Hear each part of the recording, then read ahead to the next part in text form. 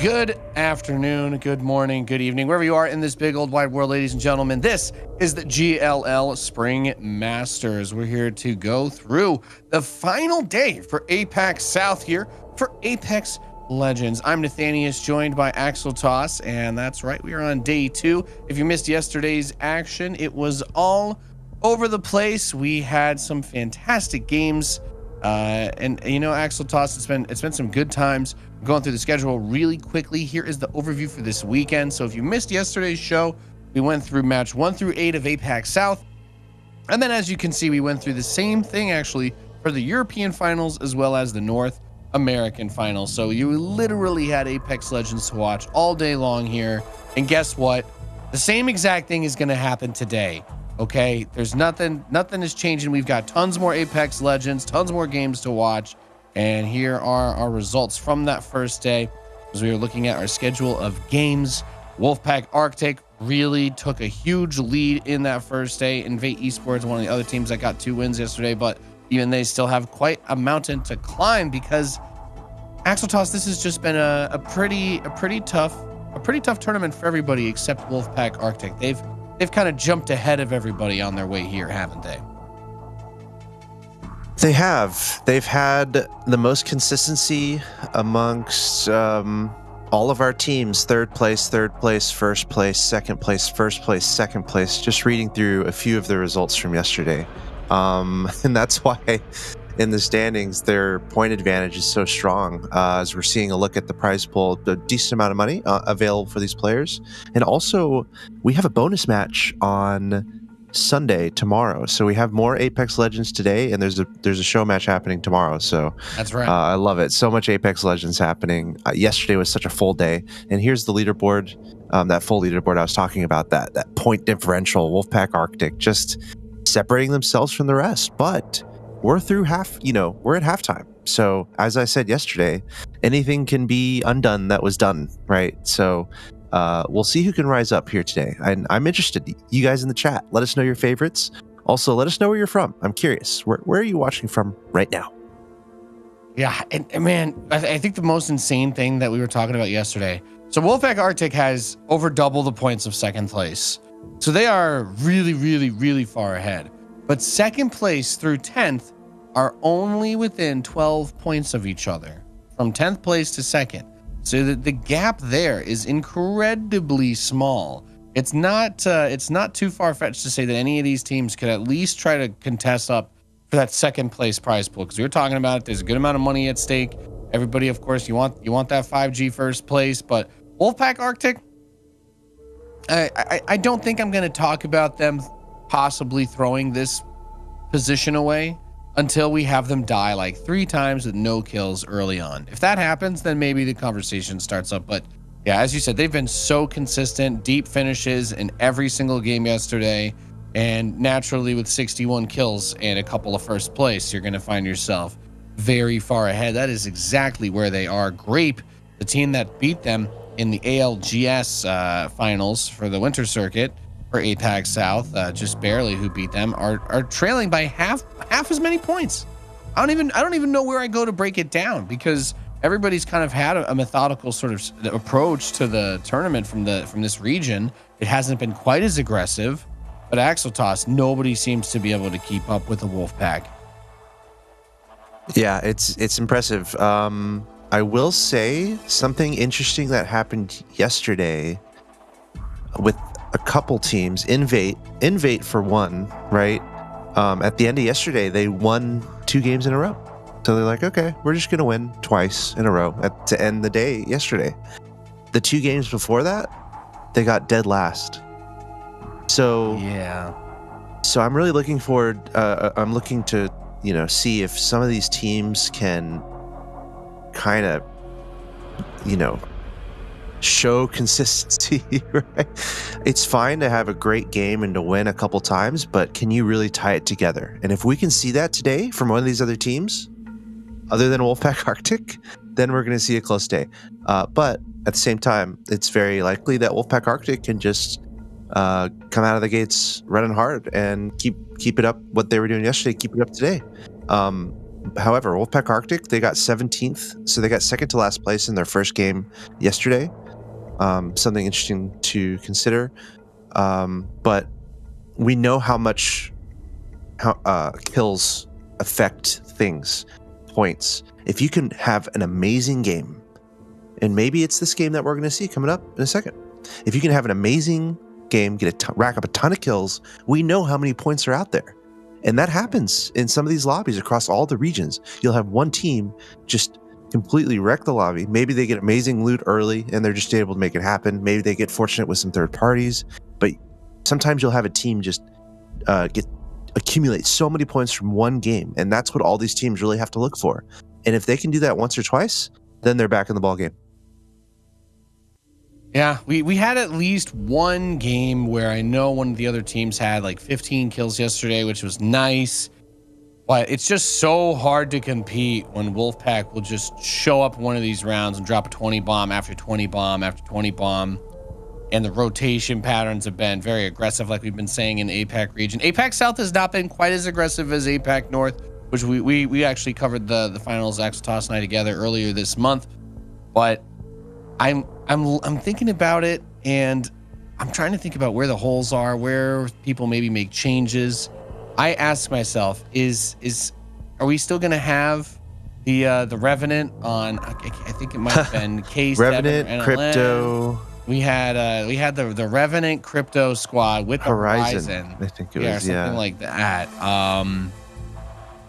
Interesting combinations that we've had. We also had Caustic on. I think NLN was Caustic's team on Nitsuru Sama. So are we going to see that again today? Because it was the only player going for that. That's to me the most interesting thing, are adjustments that teams make going into the second day of the tournament. Yes. Also some side storylines. We Are Trash playing like really well yesterday, which surprised me a little bit at least. That's kind of a funny side storyline. Will We Are Trash show up today and disprove their name once and for all? K7 might have been one of the big stories from yesterday because Nathanius says their roster name so well. But also, they had a couple like atrocious games where they got 18th and 16th. But then they came back and won round 5. Then they got 4th place. So they were kind of up there. What do you think about K7 Esports? I'd like you to do just a quick deep dive on K7 if you don't mind. Well, it really all comes down to their captain Corey. He has TTV in his name, and as we know, especially when you play Apex Legends, having TTV in your username increases damage you receive by about 50%, as evidenced by all of my Wraith mains on my team when I solo queue, who instantly die and disconnect at the start of basically every round that I play. Now, of course, if that was, say, the ice cream, then the bananas and the strawberry syrup and ice cream or whatever it is you're putting on top of your banana split, you complete it with, of course, his teammates. Who is, in my opinion, probably one of APAC South's strongest sort of point mans. Been good rotations, moving around a lot. But really, then you get over to the Octane, the cha-cha-cha-cha-cha. And his movement has actually been pretty gnarly. We've had really good teams. Like I said, Grape, they're in second right now, and they won ALGS for APAC South, but they also had at least 1 or 2 rounds that we saw where they died in the first 5 teams, or even the first 3 teams. So they weren't always able to maintain that consistency. So I'm going to use the inverse of that and say that. So K7 has had some bad finishes, but I think all that really means is that they could be as good as the ALGS winners, right? So at that point, the entire tournament's blown wide open. But none of it matters if they can't stop Wolfpack Arctic, because at this point, even if you told yourself you were going to play for second, Wolfpack Arctic is still going to destroy your mental. They are going to cause your team to fracture and split, and you'll need to do a good job of keeping your composure, because one team is just so much further ahead. We didn't have this happen in APAC North, not until the second to last game. That was when T1 finally got up like 30 points over a second. But until then, it was still within like 5 points, right? Or something insane like that. So I have no idea what to expect. I think Wolfpack Arctic will remain consistent. that consistency is what I want to see out of the other good teams, because there are other good teams here. They just aren't consistently making top 5 like Wolfpack is. Yeah, and you know, coming into this tournament, Wolfpack Arctic wasn't necessarily a Bonjour by any means, like dominating every tournament. That wasn't necessarily happening. So there have been other teams that have risen up and had really good days in other tournaments. So that could definitely happen today. I want to read out some of the. I asked about where people are from. So shout out to all you guys from around the world tuning in. It's pretty cool. I'm going to read out some of these countries: Indonesia, United Kingdom in cities, Montreal, Spain, California, Denmark, Costa Rica, Mexico, California again, New Zealand, Belgium, England. We have a very international audience. Love to see it. Thanks, guys, for tuning in. We're moments away from beginning the second half of our coverage. And if you're new to the chat, go ahead and tell us where you're from if I didn't say it already. But really cool to see an international audience tuning in.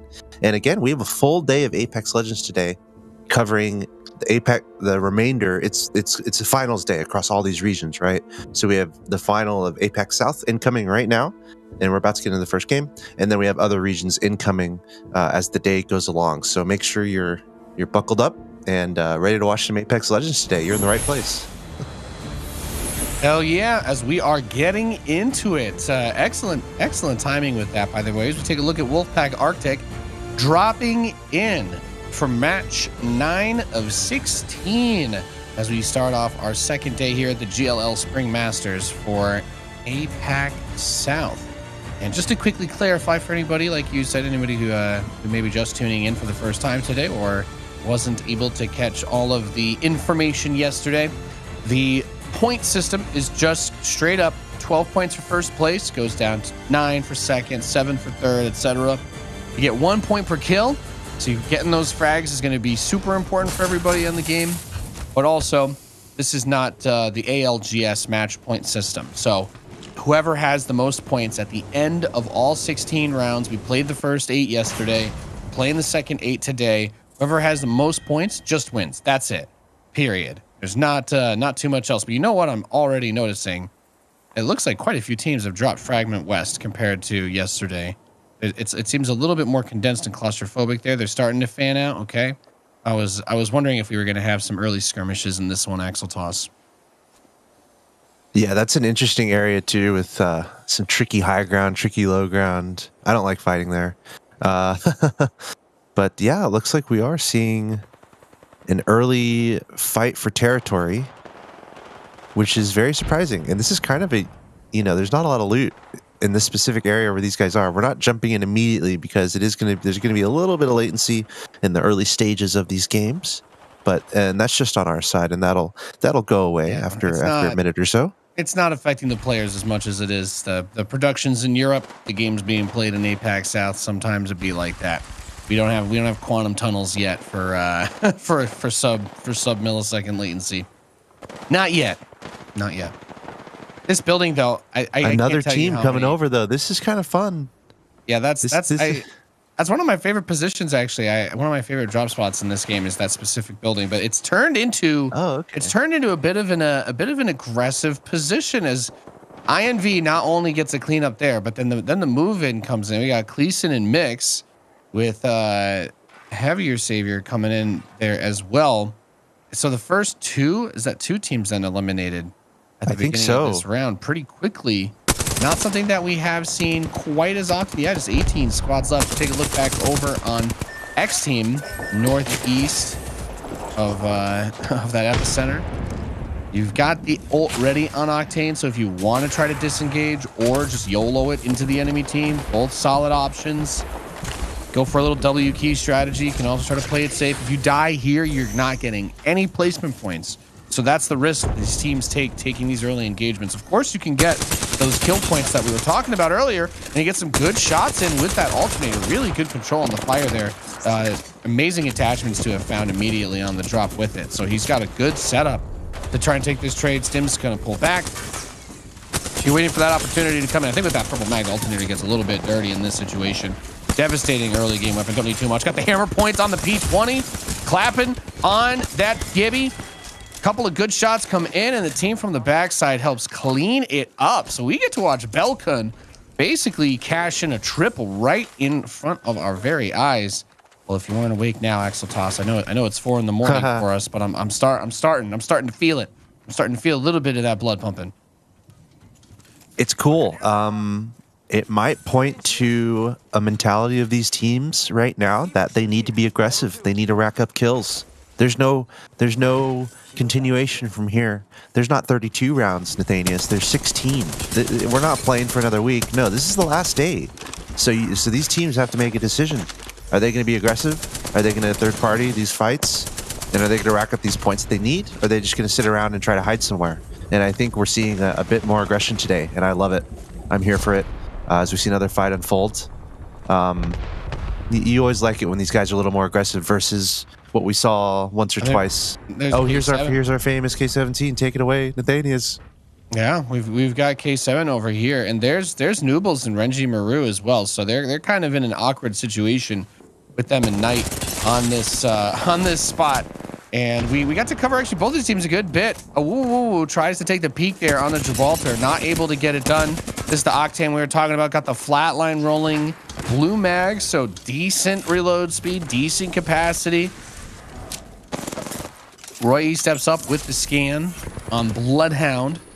Of course, pushing into a building like this is always going to be difficult, but it looks like another squad has actually entered. Zabby and Keck W come in and actually pinch the enemy team. So Roy gets knocked, but Woo and Cha-Cha-Cha are still alive. Zabby coming down the bottom of the ramp. He's on the bot side, trying to get a clear through this bubble, but I think he gets picked right as he attempts to go through. So that gives a Woo time to get the res. They're going to hide underneath the stairs from that Gibraltar ult, and we take a swap back over here to Team Noir as Bastion still doing everything he can to hold it down at the edge of this ring. Axel Toss, you were completely right. We've got the crazy aggression to start this off. Way more action early in this game than in almost any of the rounds that we had yesterday. Look at that. It seemed like Noir was distracted by another team for a moment, which is a huge break for K7. K7 They're Esports in the same place. Noir showed up to the same building that we just had 3 teams die in. Right, but K7 survived somehow. They were on the last hair of their chin, but Noir ran off. But now Noir is re-engaging. So K7 Esports, maybe that worked out really well for them.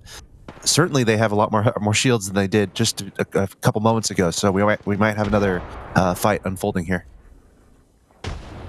It feels almost inevitable in this situation. You've got a team boxed up in the house. The other guys coming around the outside. Roy was able to get about 30, 40, looks like, onto the enemy player just outside that window. Swinging back around towards the roof. Going to hop over, looking down. Tries to track the shot, but they're in that Gibraltar bubble. So how much closer do you want to get? R301 EVA 8 is good combo. Helps get the pick finish. Roy on that down. That was actually Bastion X that was knocked there from Noir, who was killing it at the beginning of this game. R301 tracking, getting a lot of damage spread across these players, but not able to finish quite yet. Blocking the door is that Bloodhound. I like that though. The quick adjustment around the window, trying to take advantage of all the positions, the way that the terrain works. Using it's like, oh yeah, you're hiding behind the door. Well, I know exactly where I need to go to still track those shots on you. Trying to hit the Kibby on the retreat. Wow. Oh, there's a jump pad. Is annoying. Gibraltar can be quite annoying to try and chase down like that. You're going to have to really commit if you want to kill him. And they do get him. They get him, but Cha-cha-cha-cha-cha. It took a huge detour to make it happen. Hey, Octane, baby. We're seeing more Octane, I feel like, and that's exactly why he can be really good. Jump pad, stim.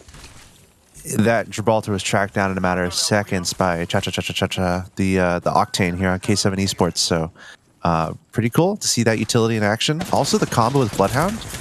Bloodhound is really going to enjoy that as we have another fight unfolding here. K7 Esports only able to breathe for a second as it looks like BCG taking some shots at Cha-Cha-Cha-Cha. A little surprised he only has blue shields once again. So many players have died around these 2 buildings in this game. It's really something else. It's really something else. We've got that, as you were saying, K7, they pushed in on Noir, took that building after they gave up the building they had from the last one. Cha-Cha-Cha, I think he's the one I think he's getting knocked going right in. So here's Bear Claw Gaming. We take a look at Rudine. Drops down, has that Beast of the Hunt running. Gold Stabilizer on the R301 is going to make that close-up spray a little bit easier to manage, but can he actually get it done? No, he's knocked. So now it's down to Jubby Jib. Yeah, just jump out on his own, has to try and do it, and they do manage to pick off K7. I think that's all of K7 that gets wiped. Another team. But Direwolves is coming in for the third party. It doesn't stop. It just doesn't stop, Axel Toss. This is Apex Legends, as they say. K7 is out. That was a very interesting engagement they chose. Bear Claw looks like they got finished off by the Direwolves, just like that. And is that the last third party in this area? Question mark. I feel like can we breathe? Look, everyone's chilling in everyone's hanging out in the valley over by Geyser. Hey, they're all by Geyser. We never really see teams in Geyser. This is, I think, the first Geyser circle that we've had for APAC South. Yeah. It is definitely the first Geyser circle because we didn't have this yesterday. Ooh. So, bit of an interesting switch up. There's that P20 blue mag hammer point rounds. Just tap, tap, tap-a-roo. Very strong if you can aim with that P20. If you got hammer point rounds, that's one of those really fun things when they put that in the game. I'll never forget because, you know, tragically you need to have like a somewhat intelligent level to use that weapon properly, and that's just not me. So that's ATH, by the way. So we were talking about the team with Caustic on it. That Caustic is already dead. It's just that Wraith trying to keep everything together for the squad, but I do think team is on the hunt. Yeah, trying to chase her down. You're not going to run from Octane. Are you going to run from Octane? Is that going to happen for this Wraith? He's the fastest man alive. We're seeing the hunt. Oh, look at like 1 HP, a sliver of health. Trying to be quiet. Oh. Rip. There we see it again. Just that utility of Octane. The pursuit, ability to pursuit. We also saw a scan there from Bloodhound a little earlier on. Once again, kind of that synergy with Bloodhound and Octane that we're seeing. The jump pad, first of all, Bloodhound loves it. Bloodhound throws the ult down. He's even faster and has that jump pad. Makes closing the distance so much better for Bloodhound. And then the scan. Bloodhound scans, Octane pursues, right? If a team can figure that out, that's a really nice utility. If Bloodhound can scan the enemy that's running away, and then Bloodhound's like, all right, Octane, go get him. Yeah, just that jump pad for the initiating and for engaging and disengaging. It's hard to overstate the value of it. I think a lot of players, of course, are already going to be getting ready for the adjustment out of the Horizon meta. We haven't seen as much Horizon spam in APAC South, but obviously being able to share some of the mobility, but also have the ult that can actually help with the fights a little bit more directly than just the jump pad is one of the reasons why we've seen a lot of her. But Octane has he's coming back. And you know what? That makes me happy. I love Octane. He's my secondary when I'm not griefing as Caustic. So I'd love to see that. Great shots, by the way, out there from Witsy. Taking a look at Direwolves. Witsy's been landing his shots like a god today. One of the stronger players that we have had. Let's take a look at the team tracker. Of course, we know Direwolves are still in it. If we're looking at some of our other fan favorite teams and our teams that have been doing well, we are Trash is still in it. Tear Gas Warriors, Wolfpack, Arctic, and Shadow. They have 2 teams. Yes, they have killed each other in the heat of battle. So they tragically, they may be similar in name, but they are not similar in heart. Axel Toss, they must fight to the death for that cash that they're fighting for at the end of today's show. Yeah, WPAC even in Big Z's name for some reason, even though he's on Team Grape. That's neither here nor there, though. What's interesting here, as we see inside the ring, the Revenant team coming out again. We see the ult and the engagement. Octane once again going to be used on instead of Crypto. It looks like they swapped out Crypto for Octane, and let's see how this engagement goes. Yeah, so this is what we were talking about, the Revenant team. They're using Revenant for the engage. They're trying to say, okay, we want placement points. We don't want to risk dying in a fight, but we also want to get kill points because we recognize there's no way we're going to make any money here unless we actually get kills. So that's the position that they've been forced into. As you look back over to EXO, we got Jaro on that massive, unable to really get it done, unfortunately. Gets ripped apart by that Eva 8. Here's Belkun on the hammer point P20 with Lahem. They wipe out Team EXO in the tunnels. So that's a fantastic grab there as Jaro, Rocky, and Player H are all down. And that gives that damage for the Evo Shield upgrade to level 5. So can't complain about that. That red armor looking nice on Belkun. EXO is not going to be too happy about how that played out. Only getting in the top 10 there. They want to do much better than that. They have to do much better than that. And they're capable of doing much better than that to have a better standing amongst these teams. Not the best day yesterday, so EXO, a decent start, but still plenty of games today for them to find some success. As we see, what an interesting final circle, just coming square in the middle of Geyser. We see a few teams around, kind of picking a building. One team kind of in tunnels that's going to have to move forward. So we're going to see some small rotations. Also, we see a team on the south side, not to be ignored. We have one player that's actually caught on the other side of the storm, which is kind of interesting on the south side. I don't really know what's going on there. Looks like he's going to come back and join his team. Yeah, but we're going to have some small rotations, but not the worst final moments here for these teams. A fair amount of movement, but this is just going to get chaotic as these guys get closer to each other. And also, these buildings might just stay in play, so the caustic pick could be good if anyone has it. Oh yeah, I mean, it could end up being devastating, but I think unfortunately, Mitsuru-sama never made his way back. Never made his way back into the ring to continue his experiments. Athium, Team Athium, I believe. There's really nothing that screams scientist when all of your experiments involve gassing other people to death. You know what I mean? It's like, what else is he working on, right? It's like, anyone ever asked themselves that? We don't really know. We're gonna find out one day, maybe. Yeah. I read the comic series with him and Watson. It was pretty good. So everybody's just, as you said, everyone's just hiding in these buildings. So this is the part where we riff a little bit, because there's not enough players that they actually even fill all of the buildings here. They had so many fights earlier in this game when we had, what was it, 7 or so teams all kill each other in those buildings. This is a lot less than we usually see at this time, maybe. Usually it's a ton of teams that make it a little bit further. What's interesting to me here is like a text that graphics cards were on sale in that building or something, I guess. Well, I mean, there's still some players with blue shields, which is less than ideal in such a competitive lobby, especially. We're seeing some teams obviously full purple shields. It doesn't require that much damage to go from blue to purple, so looking out for that. Looks like we have an engagement over here. These teams have to rotate in the next 60 seconds, so there's going to be a bit of tension outside this tunnel, as I believe there's a couple teams here that eventually have to make their way to the west. That's right. As we're taking a look at X Team, these guys have actually been doing pretty well today so far. Lots of kills, as you can see on Belkun. He has been a clutch player for them. Shield battery in front of the door and coming back around towards the outside. I think we're seeing that enemy Gibraltar not too far away. Dyra trying to rotate around to follow. That's Wolfpack Shadow. Easy Flash around the outside. So the Gibraltar ball popped for them, but Easy Flash has his eyes on him. He's watching. He's waiting for that chance to get a pick. As we switch back over to Wolfpack Arctic now, they're on the east side of that canyon, or that valley, I guess, between the mountains of Geyser. And they have a Kraber. Why not? Best team in the lobby by a lot. Already in a really good position.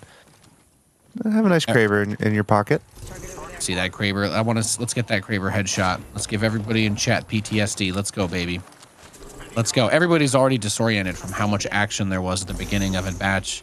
Ooh. Everybody got used to the EU and NA, the slow rotation plays, and they're like, oh my god, I showed up for this. Oh, I think that was a double hit. I think he hit both of them, yeah.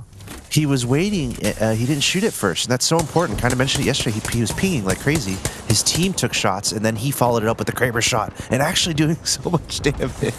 That Easy Flash is a bit of an opportunist. He doesn't like to force it. He likes to set up that moment so that they can make a big play and all try to get the shots together at once, but it's been a little bit tricky, as you were saying. It's Zeratas got the R301 aside from that Kraber, and a fantastic take there.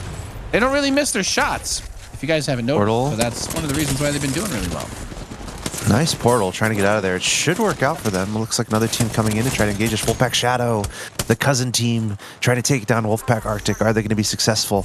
Looks like not so far. One man down. Got two players up, though, with purple shields. Bloodhound, though, running really low on health. Look out for the Gibraltar shield, trying to get their shields back up. That's Wolfpack Arctic. That's the Kraber from above. Oh, I don't envy that position. 271. That's what we look for. And those guys are pinned. He's going, and he wants to finish him. Yeah. He wants to make sure that Rez does not get up, if he can. Suppressive fire from another team, it looks like. Yeah, good void run to get out of there. Man, this has been crazy. Okay, so we completely flipped the script. It was really not as aggressive as I thought it was going to be. I was like, oh, APAC, like it'd be W key builds. That's not how it was yesterday. That does appear to be the case today, though. Axel tosses. Wolfpack Arctic gears themselves up for that top 5 potential finish here. Already just a great game for them. I mean, again, we're seeing the Kraber in the hands of Zeratos. Like, they've got the Kraber, they've got full shields, they're in the top 5, they're already winning this tournament. Wolfpack Arctic doing exactly what they need to do here. Already a good game for them. But imagine if they were to win this. It's possible. Yeah, it could get absolutely wild. We're seeing some pub level aggression in terms of these fights the teams are getting into. So a little bit of that, shared experience, I guess, for all of you ladder heroes out there. As Wolfpack Shadow still just hiding inside this building, right outside. That other team is just waiting for them. Emiliazi, I think is that team We Are Trash, I believe, right there. I'm still waking up over here. Give me a sec. So there's 2 other teams on the other side. Everybody's just packed very close to each other around these doors. And this is what happens when you have a finish around the buildings like this in a low ground area. There's nowhere to go. There's nowhere to go that you're going to get high ground to be able to try and shoot down on people other than the roofs, right? And then everybody has the same level of roofs available. So it just turns into a giant stalemate situation until you get forced out. It's like you want to control the buildings, which is why we were kind of not jokingly talking about Caustic a little bit earlier. Sometimes these end games... Well, he'd be beast. Yeah, I mean, they center around these buildings, and if you can control this interior area, you're in a good place. Direwolves, full red shields.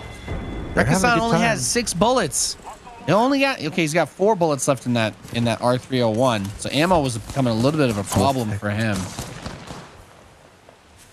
And Kazance from Wolfpack Arctic. Yeah, he's taking a couple of shots trying to loot, as these guys have been fighting so much, running out of bullets. People need to, you got to take a moment to loot all the bodies on the map. Or of attrition. Dropping the Kraber for the Peacekeeper. Not bad at all. Looks like 4 teams left. Everyone kind of splitting between these buildings. I'll take that Peacekeeper. That's a good one to have for this situation. You're not really shooting down range that much anymore. Like you said, the verticality's kind of been taken out. You could try to jump in the geyser, but I don't know why you would do that.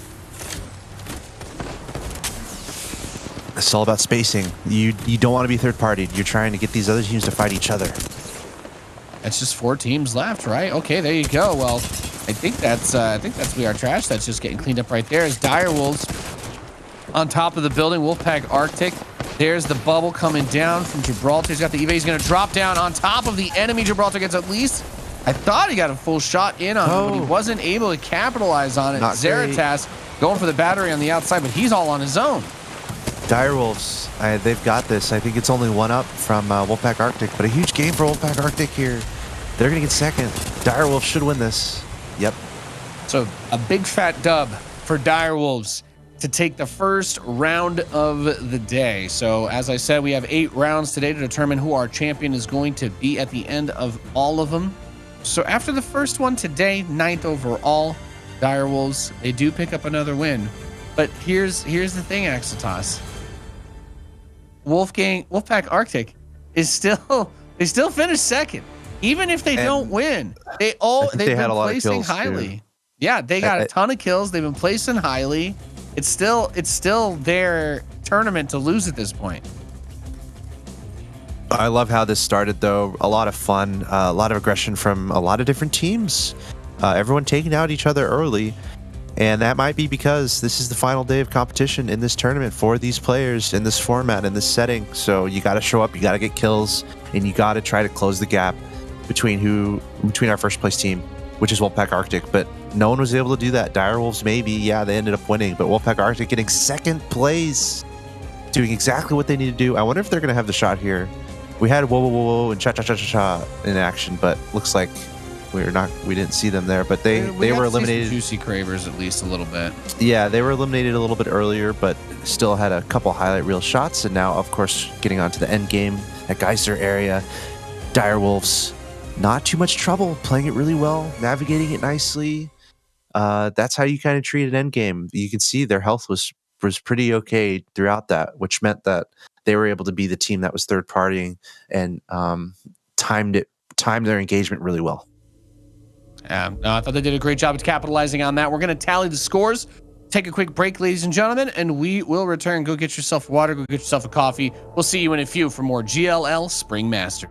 Welcome back, ladies and gentlemen, to the GLL Spring Masters here for Apex Legends. I'm Nathanius, joined by Axeltoss, as we just wrapped up our first round here for the second half of our grand finals for APAC South. And it's been an exciting start to the day. So the scoreboard for that first game, Direwolves picked up 13 kills on their way to a first place finish. Wolfpack Arctic not too far behind them with 8 kills and 7 placement points. They find themselves with 15 total from this round. Inside the Ring actually finished second place, but they didn't really get as many kills, thus not as many points. And what does this all mean? Well, Axeltoss, I think you and I both know what it means. Wolfpack Arctic have not really lost a step in their stride, holding on to this absurd lead, which they now hold over Direwolves instead of We Are Trash. Yep, doing exactly what they need to do. You talk about like championship mentality. How do you make sure that you are the champion? How do you make sure that you win and you don't leave any doubt about it? There's a strategy there. There's a checklist, and Wolfpack Arctic, they're doing it right now. So it's going to be up to these other teams to try to disrupt that. I'm not sure how, because of how well Wolfpack Arctic is playing. But again, it might come down to just one of these teams just having a really good game. But at the end of the day, even if that happens, it's just like we saw with the first game that we saw today. Wolfpack Arctic, they still got top 3. They still got second place. They still did just fine. They still had plenty of kills. So this is definitely Wolfpack Arctic's tournament to lose at this point. It's going to be up to these other teams to really come up with something special to close this gap. Yeah, Direwolves is going to need to win probably at least another 1 or 2 rounds and pick up another honestly set of frags like they just did, right? If you're pushing 10 plus and getting first place, you're kind of chipping away at it. The biggest problem is that it's not enough as long as Wolfpack Arctic keeps finishing top 3, because they're still getting plenty of points that, it's like, oh yeah, you got 20 points. That's awesome. Wolfpack picked up 12. So you only gained 8 on them, and their lead is still like 60 points over second place. So with only 7 rounds left, like I said, the margin for error is so thin. It's absolutely terrifying. And I don't know. We're going to go into this next game. I'm expecting more W key action. We're going to see with Direwolves dropping in here to World's Edge. Chat was freaking out. People are like, am I just watching some ranked stream? Is this what this is? It's insane. This looks like my pub lobbies. Yeah, well, you need kill points in order to win. Surprise, surprise. And unfortunately, turtling in the corner and waiting until top 5 is not a viable strategy anymore. For any team that has less than 60 points, there's only 2 teams with more than that, I think, from what we just saw. So kind of a problem. We are going to have an epicenter camp finish though, and I'm not opposed to that. That's fun. I don't think I like it. Have we had an epicenter finish? We've had fragment. We've had it over the lava bridge, so kind of close, but not quite. I don't know if we even. I don't know. No, I don't think we have this yesterday. But I don't even know if we had it in the last region we covered. Honestly, no. I remember looking out for an epicenter finish because it can be pretty fun. Yeah, we've had a few. We started the tournament with Harvester. Then we went to Countdown. We had 2, 3 circles over there. Then it went to the southeast. Oh, here's SA. So these guys had a very rough time yesterday. Jaro. Now, like Jaro he's a little bit exposed. Enemy spotted.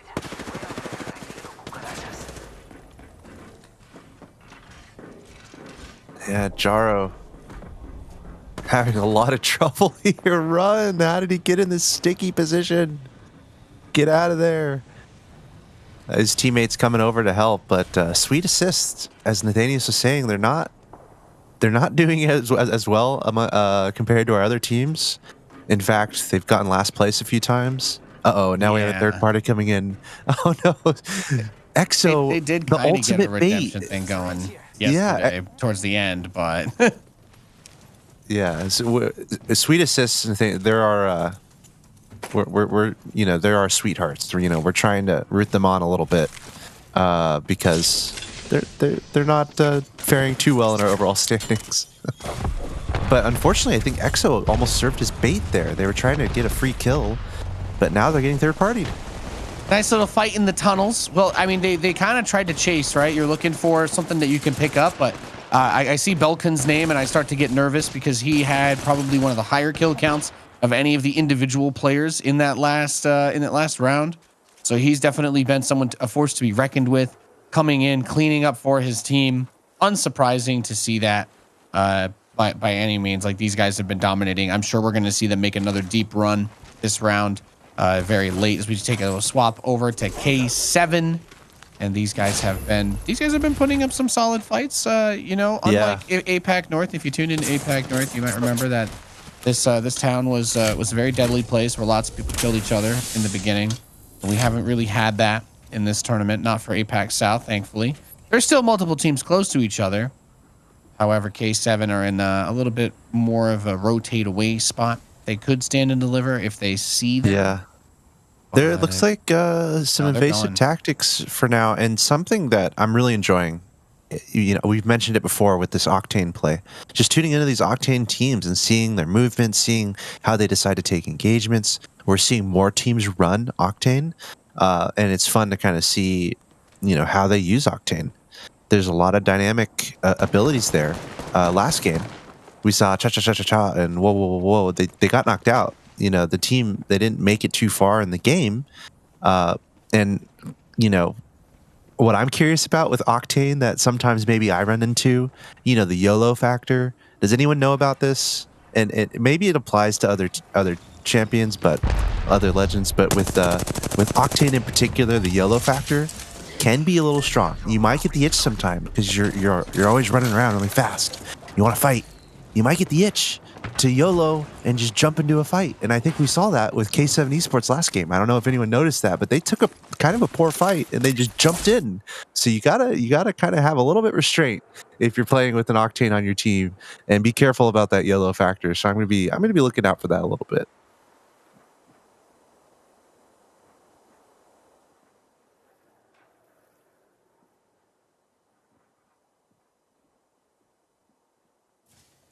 And we'll see if that can come to fruition.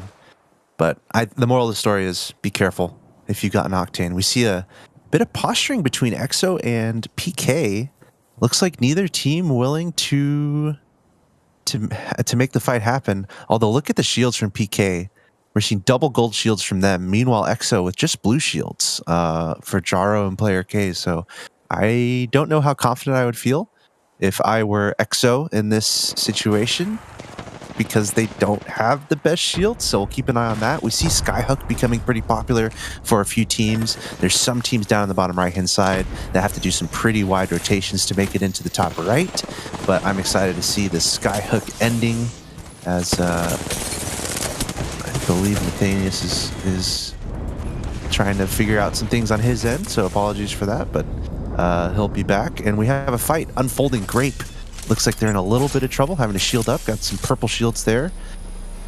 Look, be okay, but feeling a bit of pressure. And this is the thing about this epicenter final circle. There's so many open spaces. If you just look around here, I really like it. I mean, the architecture is really fun. You have these jagged icicles that look dangerous and sharp that you probably don't want to get too close to. But you can see there's a lot of open areas. So you have to be really careful and tactical where you're going. There's low ground, there's high ground. But there's not a lot of buildings, so you can't really hide inside anywhere. So you really got to be aware of your surroundings. And you can see just how ridiculous the high ground can be. So this should make for a pretty entertaining final circle as these teams have to take on this unique architecture, this challenging architecture. It's such a fun place to fight in because of that, though, right? Yes, exactly. I'm a huge fan. You're doing great, by the way. You know, you'd think going so far out of my way to have fiber internet, these things wouldn't happen, but it's decided that 4:40 in the morning is when it wants to bug out on me. So I do apologize for that. But yeah, the way that this circle's been closing in, I completely agree with you. It's a beautiful landscape, but there's a lot of open areas, and it is very vertical, right? With the way that a couple of those hiding spots up in the middle of Epicenter are set up. Obviously, before you reach that point, you're going downhill into a pretty exposed area. Honestly, is how it feels. You don't really have an easy way to get out if someone's holding that center position. So epicenter fights are always interesting. So we haven't, like we said, we haven't really seen those. I think this is the first time we've had a circle pulling everybody towards it in ALGS, at least that we've commentated. It might have happened in EU or NA, but we know when you got a million games being played, you do get a decent amount of data, as perhaps Caustic would say. Good cleanup here by X Team, getting Savior Heavier, Gleason, and Mix. So a nice team wipe for X Team. And like we talked about earlier, these guys were doing really well in the first map. They've still been able to get a lot of work done. And that's what they're continuing to do. So I've enjoyed watching these guys. They've stepped up a decent bit since yesterday. We didn't see them quite as much on our tickers. Golden Cat Gaming, who picked up one of the rounds yesterday, is down to just one player though at the moment. Meanwhile, EXO knocked out early. We Are Trash had a decent game last game. They're knocked out. Invate had a couple wins yesterday to round out our day when we finished the first half yesterday, but Invate, they're knocked out pretty early. So another indication of some early aggression happening. We had kind of a weird moment in this game with EXO where they dropped kind of pretty far apart from each other. So maybe they eventually were not able to recover from that. So again, still 6 games to go after this one. In theory, there's room to come back. But the important thing to note, yes, Wolfpack Arctic, they're still up. They're usually still alive in the lobby, and they are somewhere, as we see inside the ring once again with that Revenant ult. We keep seeing them bringing it out, and this is the team with Emily Yazzie that we saw. I believe they got 4th place last round, so I guess this composition is working out to a certain extent. Yeah, well, the idea behind it still makes sense if you think about it. You know, you want to use the totem so that you can take a risk-free engagement, or at least mitigate some of the risk, have that second chance with the death totem respawn. Because otherwise, when you run into these fights, you know you're always drawing in those third parties, you're getting other teams. But even if you use the totem and you don't succeed, just making noise could draw another team to the team you were trying to kill, and you like set yourself up. You can third party your own fight, maybe even. But we don't really see a lot of Revenant.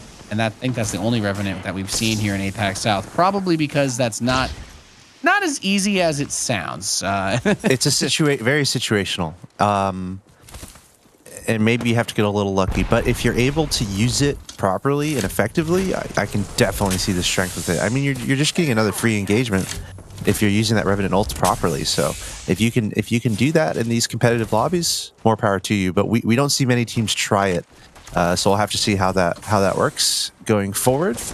As we can see, all these teams rotating towards the northeast side of World's Edge. We got a Craver in the pocket of our player here. Gibraltar? Oh, sorry. Wait, I thought I heard a Craver, but that's definitely a Sentinel. Sentinel shot does sound pretty loud. Wow. I'll give you the map was well, covering. The thing is, I was thinking about Craver because in a end game like this near Epicenter with so much open space, these powerful sniper rifles can be such a huge asset. Like compare it to a place with like Skyhook with a ton of buildings. Like a Craver or sniper is not as effective. However, in Epicenter, not a lot of buildings, a lot of open space. You would love to have a high-powered sniper rifle, and just especially when you need a lot of kills right now. A lot of these teams need a lot of kills. So look out for who can control those powerful sniper rifles as we get to this end game. In this situation, there really is no way to win for most of these teams. There's no way to make any money without getting like at least a 10 bomb win, and that's like getting yourself back into that top 10 range, which is nice. But if you want that money, you're gonna need to do a little bit better than that. And That's, I think, the bigger impact of a team like Dire Wolves with that last win. It's not so much that they're necessarily contesting Wolfpack Arctic as they are kind of putting pressure on everybody else who is thinking to themselves, maybe I'll just play for second. No, Dire Wolves has actually got that one on lock so far. They've managed to do a pretty good job of securing that, and we'll see how well they're able to continue to do so. But they don't really show any signs of slowing down. They've already had a couple of tremendous fights in this game. And we follow Wolfpack Shadow and Silver Sky on that Gibraltar. He's got the Mastiff. He has the Spitfire. No surprises here. I guess it's a little bit of visual bug here. So he's got the R301 and the Spitfire is what it looks like. As they're all posturing north of Fragment. And you don't really want to get forced into Epicenter unless that's where it actually is truly ending. Because that's just, you don't want to give up that high ground. You don't want to give up any of that position. We saw Nutsuro-sama off on the side there as well, the Caustic player for Team ATH. Ooh. Yeah, and they've got Crypto and Wraith supporting that Caustic as they've got a team pinned down here. Yeah. Trying to finish him with the grenades. Getting hit by the Horizon ult, pulled in. Oh, wait, Wraith can just go invisible and avoid all that damage. I forgot about that. Yeah, Void Run, pretty useful spell. Go, Caustic, do the finisher. Do the finisher, Caustic. Love that hammer too. That was probably the like that. That just made me shake my head. Like literally being pulled in by the Horizon ult, a bunch of arc stars in the area. It's like, okay, it's over. Nope, just blink away. It doesn't stop. ATH was one of our stronger teams at the very beginning of the tournament too. We were feeling really good about them. They had a very strong result in the first 2-3 rounds. Kind of cooled off a little bit. You know, they've definitely gone for the interesting pick, right, with Nutsuro-sama playing Caustic. But he's a bit of a thick boy, you know. Bullets, not too hard to land. He takes less damage, but sometimes that isn't enough. There's the gas. You finally get to see somebody getting gas. Rekasan actually pushed in. The gas trap forced him out, and that actually set up the cleanup. But unfortunately for Team ATH, we've actually got PK coming in on the third party. Nutsuro-sama is dead with the rest of his squad. That's Apex, baby. I think I saw Wolfpack Arctic in the feed up in the top, not faring so well, but PK they handled that beautifully. They've had a wonderful armor situation this entire time. Heard the third party, swept on in here, and now they're doing just fine. However, the round is the ring is the storm is coming. You got to get to the ring at this point, so they got to get out of there. But now they're going to run into gatekeepers and edge guarders, so they got to be careful. But still, their armor situation, their loot situation, it might be one of the best situations amongst all these teams because they just cleaned up the tunnel there. As we see all the teams we have left kind of spread out across this area. Pretty, I like this. I mean, I like this how diverse the architecture is around here. Again, you got some buildings around. You got some open spaces. It's a nice thing about World's Edge, man. World's Edge is just a nice map because there's so much different stuff everywhere. You do get a little bit of everything to some degree. Although, you know, I'm a slave for Kings Canyon. I can't, you know. I've had too many good games. Too many good games there. I enjoy Massive them all. Slide on the bottom. Call not enough. No. Well, world's edgy. Oh, nice. Easy flash on the cleanup. So Gibraltar dropping down for the engage. Silver third party got smacked, but here's that third party. We've been talking about this. Everyone's so aggressive. You need these kill points so badly. Cha-cha-cha-cha-cha from Team K7 throws the grenade. He's going to swoop up towards the top side with that Octane. He's got the flat line with the gold attachment, of course, but he also has that EVA 8 in tow if he needs it for that close quarters fighting. I was going to say, did they ran. The other team ran off. Silver Sky. They got Silver Sky, though. Yeah, K7, they're just going to come in there, scare that other team away, and they're just going to loot up and be like, okay, bye. We're just going to take all this stuff. Thanks. Wolfpack Arctic had one man down. What? Maybe two? Ooh, Kazance is on his knees. It does get picked off. We get to see a little bit of that charge rifle. Oh. And this finally might not be a top 3 for Wolfpack Arctic, which could be good for the rest of the lobby. They'll definitely still get some placement points since they're finished better than 15th, but you're right. At this, I don't know, maybe Like, do they try to force a fight and then just say, okay, now we take like a little coffee break while we wait for the next game to start? Or do they go full lockdown, turtle mode? You know, I'm talking 700 siege tanks and missile turrets. I'm not leaving my base. You can't make me come out of my room, Mom. I'm not going anywhere. Well, of course, the circle. I know that reference so well. It's great. It's a good question. I think they keep doing what they've been doing. Don't necessarily play passive, look for third parties, and just still try to, you know, pick up some kills, even if they don't get the best placement. Yeah, so there's the horizon, little whoop up. Some folks sadly looking at it, thinking about the patch notes for next season. That circle damage is ticking pretty hard, though. I don't know, Kev. That's a risky amount of damage to just soak up on the edge of the ring. Use the Gibraltar bubble to cover against the other ult, but this is where we just see a mishmash of bodies flying at each other. Team PK getting softened up by that Gibraltar ult, and then coming in on the other side, we've got Team Naya from the high ground raining some bullets down from that R301. Oh my god. Is still a bit of cover, but yeah, this doesn't stop. It doesn't stop, Axel Toss. Look at where they are, where this team is. This high ground that they found is so important. It cannot be understated. Being able to predict where the circle is going and finding this high ground, just that movement and being able to position that way is such a huge deal. And we're seeing that come into effect here. We saw all those teams down below. We saw like 4 teams behind one rock because everyone was trying to get to a better position. So shout out to Naya there at the top, finding a great spot to just kind of chill out. And look at this beautiful map. Like, again, this ending here, a lot of open space. There's some high ground, some low ground. So you got to kind of work your way around these rocks. That's why Octane can be really good here. You have a jump pad. You can get across these elevations a little bit easier. So we'll have to see how this ends up.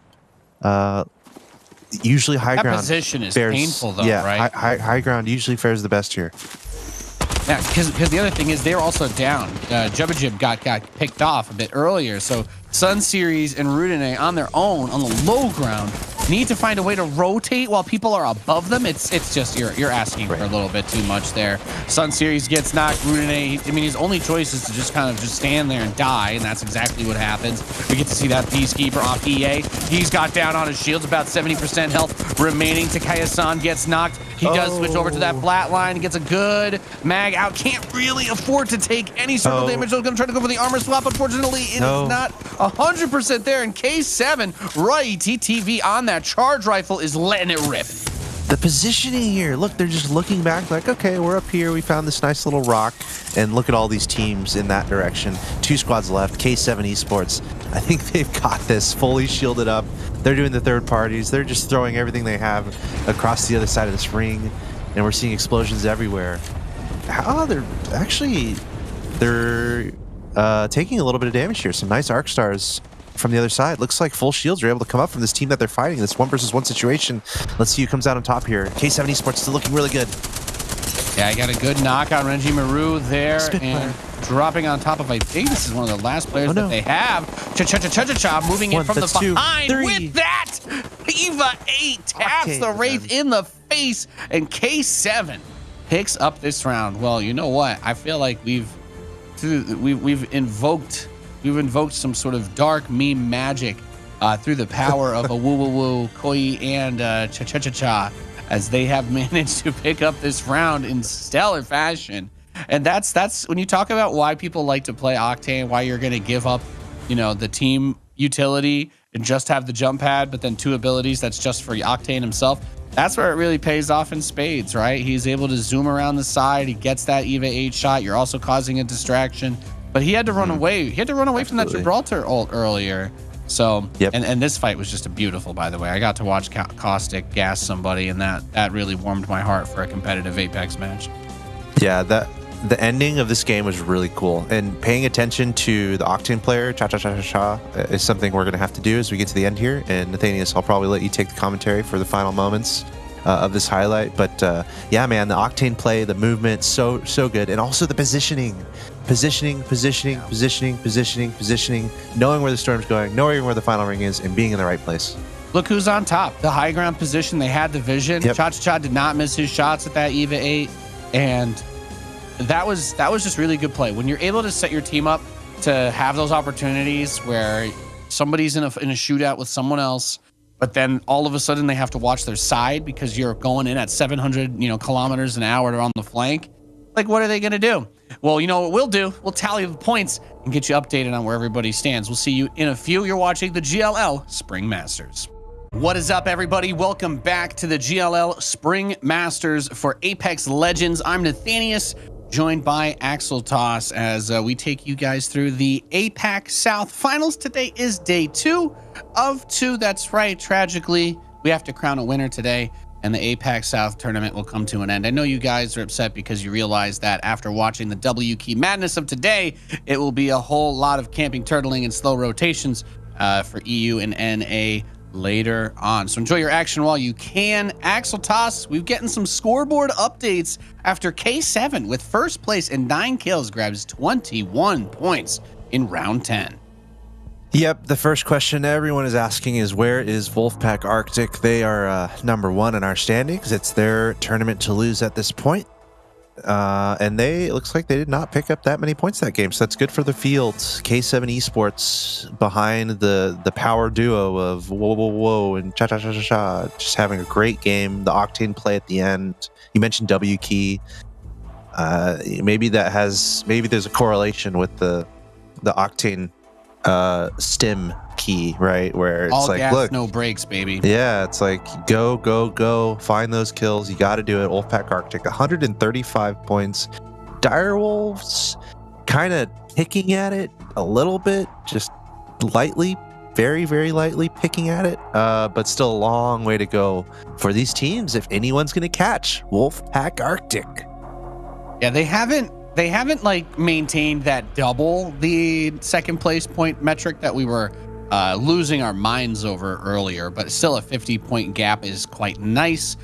Wolfpack Arctic, it's still going to be hard for them to lose that lead, but Direwolves in K7 are really putting in the work in terms of the kills, and I think that's the most important thing to keep our eyes on, because when we see these strategies, when we see the way that teams are playing, I just love when we get a little bit of action or some of these off meta picks, right? We got to see the Caustic earlier, and we know the Revenant play just so you can force extra fights. That's been something that's been a bit more interesting to see. And I love the aggression. Everybody stepped up the aggression this day because, like we said, it's impossible. Nobody's winning this. Nobody who just turtles to the end and gets max like 3 or 4 kills a game is going to win or get top 3 anymore. That's not possible at this point. You have to pick up those frags. So that just gets me excited because I didn't even know K7 was capable of that. And if I can just commentate a woo and cha flanking people with Eva 8s and dabbing on the haters, then that is a perfectly fine way to spend my Saturday morning, Axel Toss, and I think it's a good way to spend yours as well. Yeah, no doubt about it. Again, last game, if anyone wants to go and just study or just look at a clip or just, if there's a piece of evidence that shows how this game should be played at the end of the game, go back and watch that last one. How that ended up resolving as it got near the end, and how K7 Esports handled it.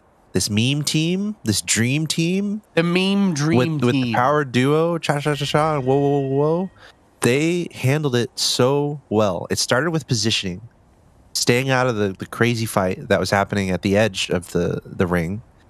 They got the high ground, and then the movement from cha, the Octane was crazy. It was so good. He had a teammate knocked. It helped him because he knew where his teammate was and he knew where the enemy was looking. So he just went around the edge, and it was literally the Octane. I think he took out every single member of the last team there when it was a 1v1 at the end between the two teams. So that was a clinic on how to handle that end game and how to use an Octane. Very nicely done. I like it. I like seeing it. So we'll have to see what happens from here, as we have quite a different ring and only like 1 or 2 teams near it, interestingly. So we're gonna have a lot of teams doing some rotations. And again, the things with World's Edge is a lot of narrow pathways. So if you're having to make big rotations, you're gonna see a lot of tension, a lot of pressure in these channels that you have to go through to get to the other side of the map. And that's why you see a lot of the third parties as well, right? There's the key rotation areas mostly go through chokes, but there are obviously a lot of large and open areas that these players have been fighting in. However, I do like you pointing that out though, right? Like thermal station, we haven't. I think we've maybe had at most one. Like I do remember we had at least one finish where everybody was surrounded with lava, and whether that was at thermal station or not, we've done like a bajillion rounds of this now, so I just honestly can't remember. But this is at best the second time that we've had a thermal finish in this tournament, so I'm excited about that too. Excited for the chaos, the bridge play, those setups, and X, our wonderful observer, is ready to tell me that I'm a buffoon. He's like, Nate, I know you have NA brain. We actually every single game this whole tournament finished on thermal, and I just haven't been paying attention. In which case, I don't know. It's probably too late to apologize for that. So we're okay. In NA, yes. Yeah. Sorry, I was just talking about our APAC South one. I've been trying to keep track of where these guys have been trying to move through in order to get where they've been going. But we've had a pretty good variety of circles in APAC South that have kept it hard, I think, to be certain. It's been all over the place. Yeah, and obviously, typically these teams have a consistent place they like to land. So seeing that variation makes it interesting for all these teams, as it's a new challenge every time that ring changes location. But you can see, I mean, what a great example. Not 60 seconds ago, it was empty, and now we're seeing already so many teams getting close to this area, and it just goes to show how important that movement is, and getting to the right place, and staying ahead of these other teams that are trying to rotate in. Yeah, so we take a look over here. We've got Dire, Wolves, Beast of the Hunt activated on Rekasan, looking with that 3X R301 for the enemy. Not quite able to track him there. Could be inside of the building. EVA 8 as the secondary has been a super popular choice. Gets a good amount of shots through, but not able to secure the knock right yet, I think, from what we were seeing. And is that Noir that they're up against? Yeah, I got actually the headshot with the triple take. The teammate did. Bullet at the same time. That's the Gibraltar. As we see, Octane does get knocked, trying to make a push over on the door. You're gonna see a little kick action maybe. He's gonna go for the shield and then try to bust it open. They've got him stuck. So really good play. They just pinched him in that building. He's like, oh, I'm gonna hold the door. But there's two doors. There were two doors, Axeltoss. And I'm loving the movement here. You can see Bullet looking around right when that fight was ending. There's always a third party happening, and as I say that, we have a team jumping in here, so you gotta be careful. Going to look at Wolfpack Shadow now. Looks like they're in a bit of trouble. Now we've got Easy Flash on the G7, purple mag, so a lot of shots for the tapping action at 3X to help it out. And Wolfpack Shadow on the rotate there. I'm wondering where exactly Easy Flash wants to go here. Both the teammates still need a little bit of time to heal after the fight ends. But I guess he's with that stacked up health and shields, just trying to cover for his teammates in this position. Gets a couple good shots long with that scalp. But can he actually get to a point where they can stabilize and get the whole team up together again? Oh. I'm not sure. He's going to get knocked trying to get back over towards his teammate. As we go back over to K7, and we've got a woo on the R301. Ult is ready for the Gibby, has the EVA 8 in tow. Roy on Bloodhound also been absolutely fantastic in this tournament. Doesn't get enough love because he tragically decided to use a name that made sense. So, what can you do? Gibraltar gets knocked trying to make that move in there for Golden Cat. I'm partly glad, but I'm also wondering, what should his name be? I guess maybe the chat can help us out. If we have one name is cha-cha-cha-cha, the other is whoa. Oh, it's already in his name, though. His name has more than one E, so his name should just be like, it should be all E's or like E. I don't know. Let's not give too many ideas, actually. No, there's a theme, right? There's a theme, there's a pattern. I don't know. Oh, is it against the rules to have three names that all are themed together? Like, probably not, right? No, it might even be encouraged, but it doesn't make the commentator job easy. It makes it fun, I guess, but they can make it a lot more difficult. So I don't know if we should give ideas to these players and their ridiculous names. Username game in esports is a big deal. It's very important. You gotta keep your brand on point. They've done a good job of that. They've done a good job of that as we take a look back over onto, I believe this is our Wolfpack Shadow team. We're seeing or this. actually, Grape, excuse me. We're seeing this ranged R301 everywhere. R301 with a 3-time scope. R301 with the 2 to 4-time scope. And just a ton of shots taken from distance. I guess close, mid-range, even a little long range. So that's kind of interesting to see. That's the weapon of choice for these players. The one thing is, it can be very ammo intensive. I know we don't care about accuracy in Apex Legends that much, but what you do care about is ammo and having enough of it. So that might be the one weakness of the R301. You're generally shooting a lot of shots, so you got to be on top of your ammo. But still interesting to see how often the R301 is being used from short range, mid range, and long range with those longer scopes. It gets the job done. It's a great weapon. We see that switch over to the P20 mix. Unfortunately, Evil Shield was down, so picked off relatively quickly, and we have Savior coming in. There's the Jibby Shield, just pops right back up. Get on your feet, soldier. With the Wingman and the Volt, not necessarily looking to take the 1v3. As we have We Are Trash, this another wonderfully named team, you know, certainly one I think people will remember. Yep. How could you not remember Team We Are Trash? Look at all these teams right here, dude. Oh no, it's just turning into a mess. We just got a big fat mess over here. So not an easy place to fight. On Savior, trying to keep this spot open. It's just weird because you have a good amount of high ground. These walls give you decent cover. The cliff is right there. You are above the enemy player. So it stands to reason that multiple teams would want to have this, since it's also at the edge of the circle. You really don't have a better opportunity to try to get picks on people running into the ring than from that spot. So you try to hold on to it, but it naturally is going to turn into a contested position regardless, because it's just too valuable of terrain to give up to any of the other teams, since, as we've been trying to keep in mind, guys, this is match 11 of 16 total. So after all of yesterday's games, if you're not within striking distance of that top 3, if you're not within striking distance of that money, you have to get, what, 10 plus kills basically every round for the rest of this. So you need to force opportunities. You need to force fights, or that's not going to happen. You simply can't just die 7th with 1 kill and have any hopes of making it into the money for this. You really need to put your pedal to the metal and step on the gas for any hope here, which is one of the reasons why this has been such an aggressive second day. And yeah, I'm not going to complain about that.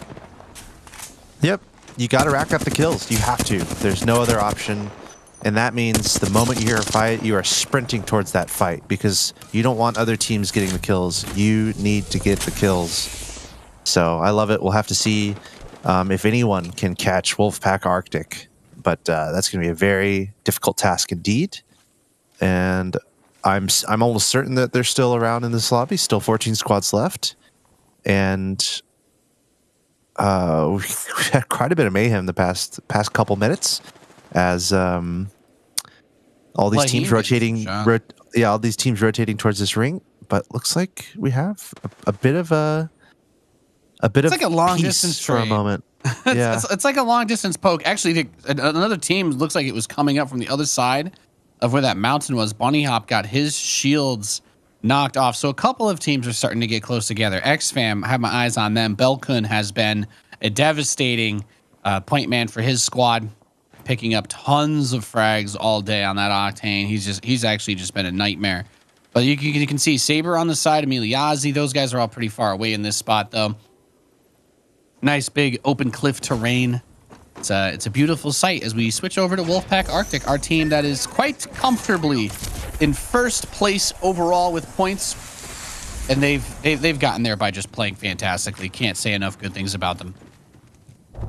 Yes, and they had, I mean, obviously the same yesterday. They had a couple games where things didn't go their way, but literally only like 2 games didn't go their way, right? Every other game, every other match out of 11, they've literally been in the top 3 and also getting a fair amount of kills, and that's why they are at the top of our leaderboard. Wolfpack Arctic. Let's see. Are you telling me that they're good at the game? Are you suggesting these guys are good at the video game? They're pretty good at the game. They're in an interesting spot right now. You can see they're in the top right, not necessarily going towards the ring. In fact, they're kind of looking for third parties, and they're hearing a fight happen. They're hearing this fight happen. So So we're watching this unfold, but know that Wolfpack Arctic, they're on the way to this right now. EXO is also on the way to it, on their way to it from the other side. EXO has been quiet. There's no other way to say it. They've been quiet over the past couple days, including today. So they're definitely looking to turn things around. They're trying to third-party this area over here. But remember, Wolfpack Arctic is in the area somewhere, just to the right from EXO. Yeah, this position has been a pretty solid one for them to try to hold on to around where these cliffs go. Holding the choke points is very normal. Like we said, you need to get kills in this situation. So they're going to make their way through, but they don't want to risk getting killed early either. It's kind of, there's not really a perfect move that you can make when the pressure is on you like this. It's no longer that just play slow, make it late, get a couple frags, and, you know, if you get 8 top 3 finishes in 16 games, then you're kind of cementing yourself. Whoa. That has not been the case. Team PK actually jumping in on that house with King and Flaws on the inside. Gibraltar Bubble is going to get popped. If you take a look at Little Flame, his shields are gone. He's just going to run in just on his regular health, but he's got that devotion. And is that a turbocharger I see on that bad boy? I don't think we've seen a turbocharged devotion in APAC. I haven't seen that in any of our games we've had so far. Of course, the Spitfire, we've seen a lot of that. Chat has said many things about the Spitfire, but that was an exciting engagement. And I think that's one of the things I've liked seeing about Team PK is they've been crazy aggressive on the takes.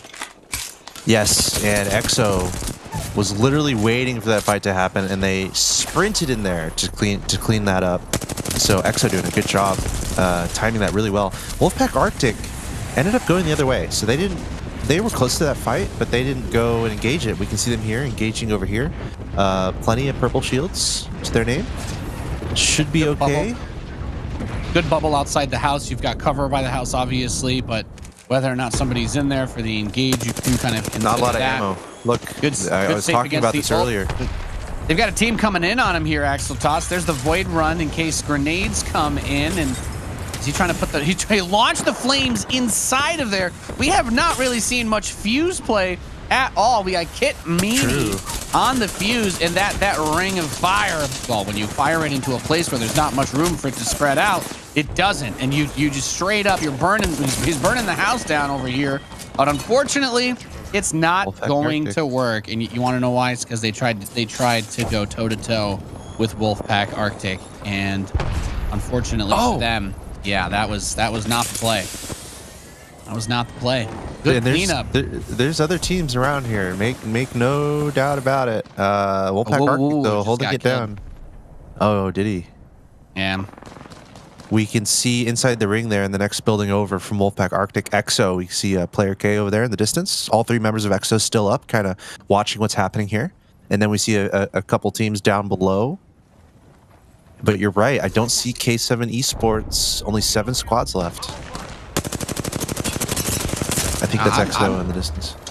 It was so cool to get to see the fuse play, but I feel like many people who don't like fuse just felt vindicated by watching that giant ball of fire not kill anybody in the building or set them up for any kills. All of Wolfpack Arctic still being alive is fantastic. Zeratas has been fantastic at these long-range shots.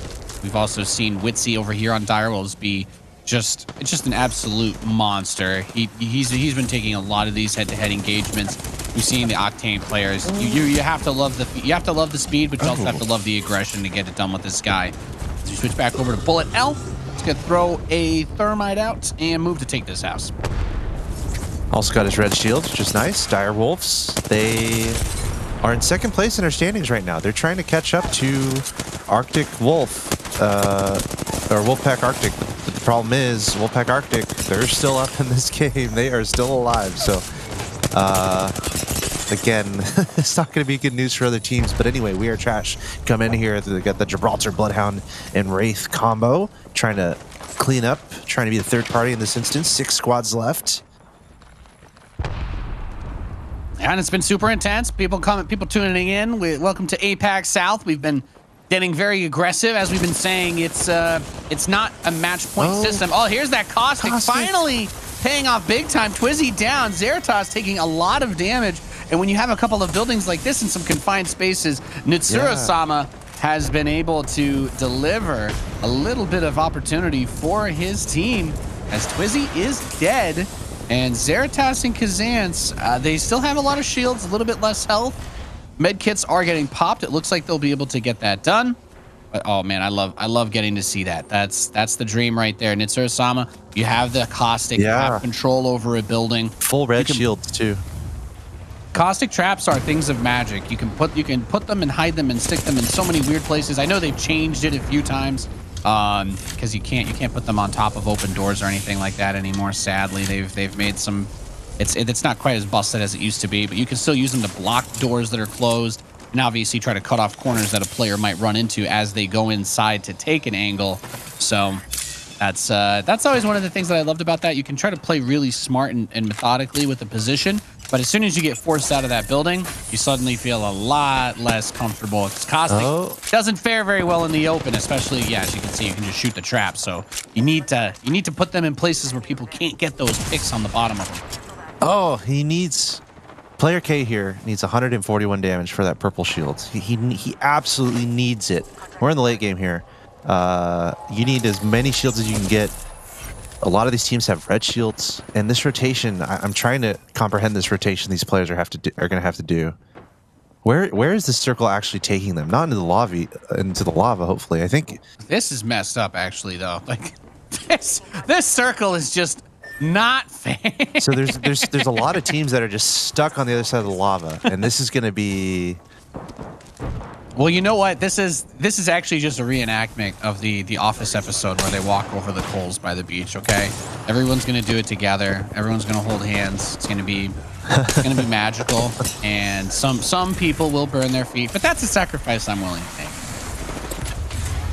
And looks like Zero goes through the portal with the caustic, so he's just gonna throw the barrels straight through the other side here. Sorry, No, you're good. I'm getting very excited as we watch Nitsuru-sama get up there. It does have the havoc, but only 20 rounds in reserve here. So if he fires that full clip out, he actually can't completely restore it. This is where you really wish you had your ult though. He's 2%, 99% on the caustic ult. At least try to get it out if you can get in the ring. Gatekeepers. Oh, the circle damage. Yeah, Nitsuru-sama's down. I don't think, wasn't able to get the big gas ult off, unfortunately. We go back over, EXO. So Rocky here on Gibraltar, moving in with that push. Oh man, I wanted to see the caustic ult. I wanted to see it so bad. He wasn't able to pull it off. He had it ready though, didn't he? At the very last second, it hit 100% as he died. Right. I'm not okay. If only you can like pick that up. Why? Like, can you give me like what's the lore explanation? Is like Octane not know how to open a grenade? He's like, I could pick the gas bomb off your dead body and throw it, but you know that's against the Geneva Convention, so I guess I can't. It's like because caustic just doesn't apparently adhere to any laws. I don't know. I got nothing. I got nothing for you there. We do have still a couple of buildings in play, so had they been able to make it, it would have been great. But that's what happens when you're forced to run over fire to make it back. Wolfpack Arctic, I believe, were one of the casualties in that great run across the lava. Look at all those death boxes, my goodness. Meanwhile, there were two teams just chilling in the ring, watching everyone run towards them. And that's why that caustic ended up getting knocked out. There were edgeguarders already just waiting in this ring, and this is one of them, Direwolves. They had a really good game in our first game. Looks like EXO, and then one other team there on the right-hand side. Everyone's kind of picking a building. This would be huge. But here's the deal, though, right? Like you just have two players from Team EXO. They're on a rock or a boulder. I don't know, SpongeBob, whatever you want to call it. The other two teams are in houses. But we've seen this scenario play out a million times. Whoever gets into the first fight usually loses. Whoever can avoid the fight that starts is in a better spot. Ow! But EXO gets actually picked by both of them. There were bullets coming from both teams there, so that's. Okay, well, yeah, that's about as bad as it gets then for Team EXO. So Jaro is just going to hide on his own and try not to die. We'll see how that works out. He rezzed his buddy, but now they have an ult on top of them. Looks like they will survive that. They have the Gibby bubble? Yeah, okay. So he does get the res. They have the Gibby bubble, so he's okay. What? They're both shooting at him. It's like... Yeah, I don't know. Jaro's just trying to use that mobility of to kind of go in and out and force these other two teams to fight each other. So we are getting there, I guess. But the final circle is closing, actually. So 2 spots left. EXO they have to fight. There's no more chances. So yeah, Jaro gets picked. It's just now Direwolves going up against these guys up here. He's inside the building. With that, Gibraltar comes out on the outside. It's pulling away back towards this little open area near that cliff. So he's hiding under the stairs, using those as cover. As Bullet L slides up forward, he's got that EVA 8 with the blue stock. Not enough. Nope. We are trash is going to pick this round up. And that had to be one of the most hectic round finishes that we've had in this APAC South region, I think. Yeah. I mean, that ending, we were on Thermal Station, and there's just not a lot of room, right? First of all, there's lava. You don't want to step on the lava because it will hurt you. There's not a lot of buildings, and the ring just kept tucking itself further and further left. We literally ended as far southwest as possible on this map, which is crazy. So that meant every other team had to go as far as possible to make it to that area. And at that point, it's just like, okay, who can get there first? Who can be there first and just watch everyone run in over the lava and just take shots and get rid of them? So Direwolves, we are trash. They were able to do that. I think they found the spot they needed to be in quickly, stayed out of trouble. At the same time, remember, Direwolves, they're in contention in theory as we go through these highlights. So Direwolves are going to be really happy with how that worked out, but still a long way to go as Wolfpack Arctic. They're in our shot here. Top 6, right? Top 6, top 5. Wolfpack Arctic still did just fine. And look at this ring just ending up in the as far bottom left as you can. And you can see the teams that are already there kind of chilling. You know, that's kind of where you want to be, watching these other teams try to make a move towards you. Yeah, excellent breakdown, Alex. Yeah, that whole situation was just so crazy because if Direwolves wins another game and gets those last couple of kills, then that gap gets closed a decent amount and things start to get more interesting. We'll take a look at the scores and see just how close things really are after this break. We'll be right back. Welcome back, ladies and gentlemen, to the GLL Spring Masters here. I'm Nathanius, joined by Axel Toss as we continue to make our way through the APAC South region as we are in day 2 of the grand finals. We've got a good couple of games, Axel Toss, and it looks like some teams are trying to close the gap with Wolfpack Arctic, but I still got a long way to go. Yeah, and we might have some newer people tuning in, and I asked it before, I'll ask it again. Let us know where you're from.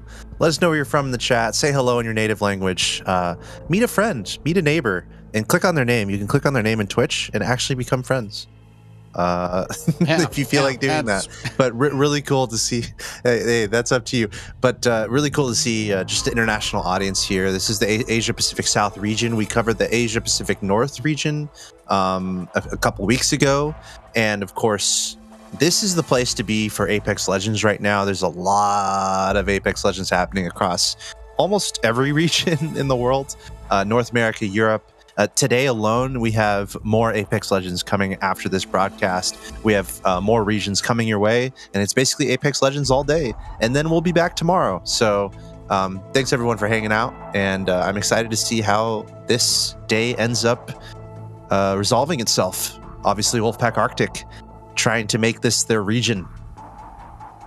Yeah. And they've done a dominant job at that. They have been a terror to behold.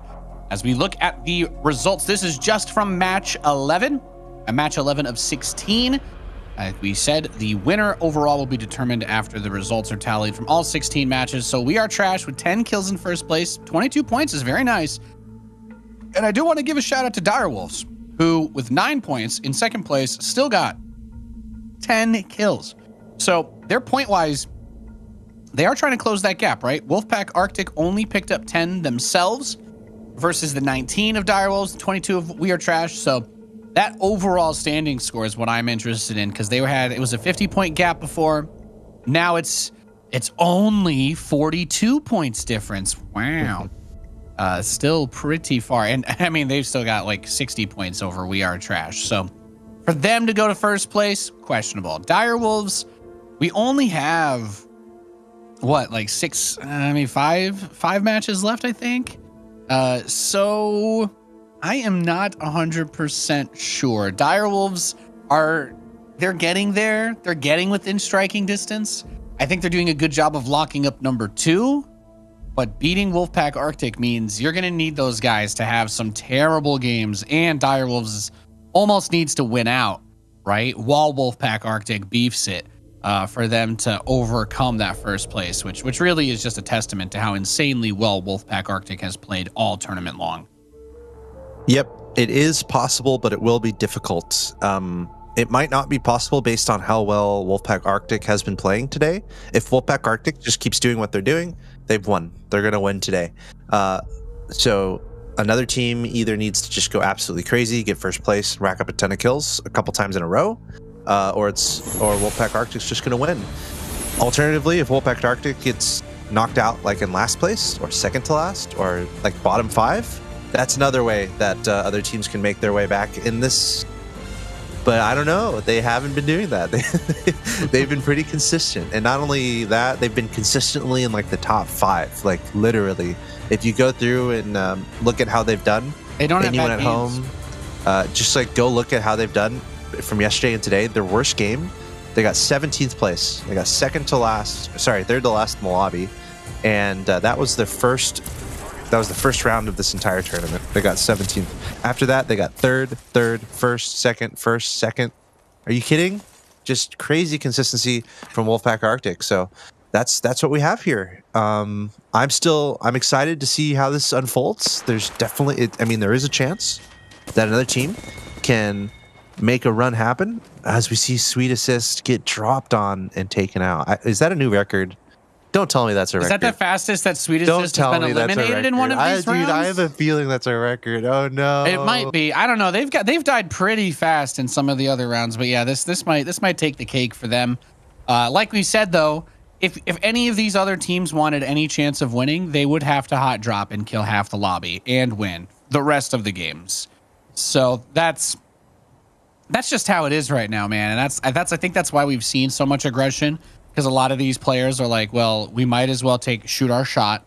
We're here, but there's no more room for conservative play. You can't get away with it. Even the second place team, if they only played for placement, could still easily lose getting top 3 for the rest of these games if they don't have 5+, honestly, 10+ kills per round, because Wolfpack Arctic is in no way, shape or form going to just let that lead go. They are still going to play their hearts out. They want to make sure they get that first place prize, because why wouldn't you? Why wouldn't you want to do everything you can to make sure you secure first place? And I think it's doubly a good feeling for them, because all they have to do is keep doing what they've been doing, and that's a nice feeling. If you're on a championship day and you don't have to actively make any changes. There's nothing objectively that you can be like, look, we're doing this wrong, we're doing that wrong. If you're already doing everything nicely, it can feel really good and comfortable to keep on doing what you've been doing. So yeah, Wolfpack Arctic, they're having a great couple days here, and there's no reason to think they won't keep it up. So we'll keep an eye on them and see how they do. And as you said, they're also they're tacking on the kills as well. Not only getting these nice placements, but they're still having that insurance of like, okay, they're able to get some third parties mixed in no matter what. And as we're talking about a Wolfpack Arctic, we see them on the mini map there, kind of making their way over to Fragment West. We're seeing like 3 teams there, so we might even see a fight. And 19 squads left, and we see them taking initiative here. Even though it would be bad. One of the ways for them to lose is for them to be knocked out in the bottom 2, right? Bottom 3. Yeah. Which they're opening themselves to that, but they're confident. Yeah. They're being aggressive because they're good. They're good at this game. They have enough of a lead that taking like a risk in 1 or 2 rounds, if it pays off, is not a bad idea. Because if it pays off and they get a couple of early kills, then it doesn't really matter at what point they die. They really just need to make sure they're not sitting still at the end of any of these rounds. But yeah, it's an interesting point to consider though, like whether or not they want to risk that. Because if you see that their team gets killed early on, then everybody else in the lobby should feel more safe, right? So then they move in. And as we get ready for these fights to start up, did see some people answering your question in the chat there, Axel Toss. We got some folks from Norway, India, Sweden. Someone said they're from another dimension. Wow. Is Caustic any better in your dimension? Can you give me updates on that? Does he have I'm surprised. I'm surprised the language is the same from another dimension, but that's okay.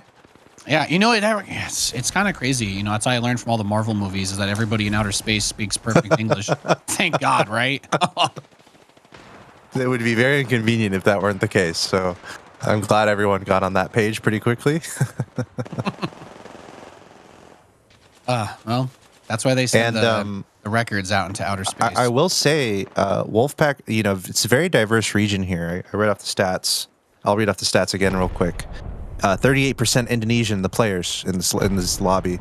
38% Indonesian, 30% from Thailand, 13% from Australia. That's EXO included in that. 8% from Malaysia, and then 1 player from India, 1 player from the Philippines, Singapore, Taiwan, and Hong Kong. So awesome representation. And of course, Wolfpack Arctic, they hail from Indonesia. So the question might be Indonesia #1. Is that what we're seeing here? Indonesia #1? Let us know in the chat. Who's #1? Is it your country? I have a strange feeling that the folks in the chat may end up disagreeing with one another, but we'll see. We'll keep you posted on that. I'm sure everybody will put their hands together and sing Kumbaya or something like that, rather than argue about it. By the way, that area where we had all those fights 2 games ago, I see Saber. We've got there. Yeah, there's at least 2 or 3 teams I think that we had in this area that were already starting to skirmish again in this game. This was a very popular spot. You've got great circle position, solid vision of all angles, decent high ground, not super jumpable, and you have buildings. So always having a little bit of cover, that hard cover that you can retreat to, is going to be nice to take advantage of. Golden Cat Gaming taken out already. Tear Gas Warriors have been eliminated. Sweet Assist, I think, I don't know. I don't know if they maybe they stayed on the plane and just left the map before the game started, as we get a wipe there by Team INV.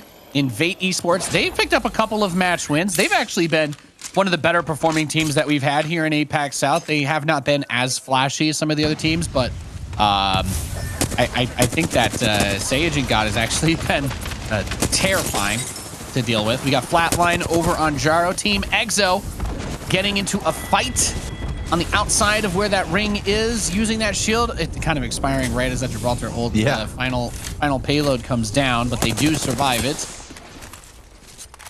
But more bullets flying their way. Kind of standing out in the open in the middle of the street. That's a scary place to be. Looks like they're just able to make a third party happen. And EXO, you know, they need to be aggressive. They're pretty far down in our standings, and we were hyping them up coming into this tournament. But maybe they're taking some initiative now. Maybe they're realizing the situation and realizing they need to get some kills, and they've got to be aggressive. So we'll keep an eye on EXO as they make their way through Skyhook. Now we're moving over and taking a look at inside the ring. It's a tricky location. It looks like they've got a couple teams around them. One team down that passageway. They're actually getting sniped from really far away. Also, we see our heroes, K7 Esports. Looks like they're flanking Noor, and this is a nice third party trying to get a sandwich out of Noor, and this looks like some pretty nice movement here once again from K7 Esports. Yeah, these guys slowly becoming fan favorites. The chat has obviously been a fan. I mean, I do want to say, despite all the memes and the love we've shown to and Roy E with the TTV and his name, of course, a real sign that he's a leader. Quite a few people in chat wanted to come in and let us know that he is also a based god who has been not getting quite enough credit for the work he's been doing for his team. So shout out to all of these gamers, because they've been a treat to watch. It started off with some jokes and some laughter, but it's turned into these guys actually making quite a bit of room for themselves. And that's hang on, I don't know, I might have to mute my microphone for Nathanius happy. I'm getting a little bit excited, a little worked up for this early in the morning. He's unfortunately, like all good things, even the gas traps from Caustic do come to an end. We see the somewhat central position of this ring here, which is usually not bad news for most teams. It doesn't require everyone to move as far, but we've seen how important it is to really be aware of your positioning and make sure that you're getting ahead of these other teams that are rotating in. But there's a lot of open space in this area, so it's going to be tricky for these guys to navigate. We've seen quite a few fights actually around this area today. Here we see Bear Claw Gaming. They were our first team to win, I believe, yesterday. It looks like They're trying to pick a fight here. Some arc stars coming in. Oh, and they're connecting. Bear Claw Gaming feeling a lot of pressure here. Sun Series getting knocked very low on that Gibraltar. Bubble Shield still quite a ways away from the last usage.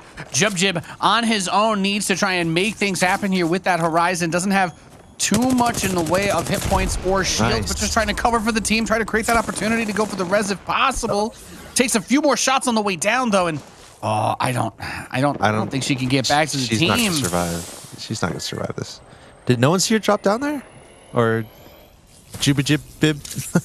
No one see him drop down there. Get the teammates. Get the 2 points like from the teammates. Yeah, he was a few shots from completely getting knocked there, but it actually from the team getting wiped, but looks like that player will survive for now.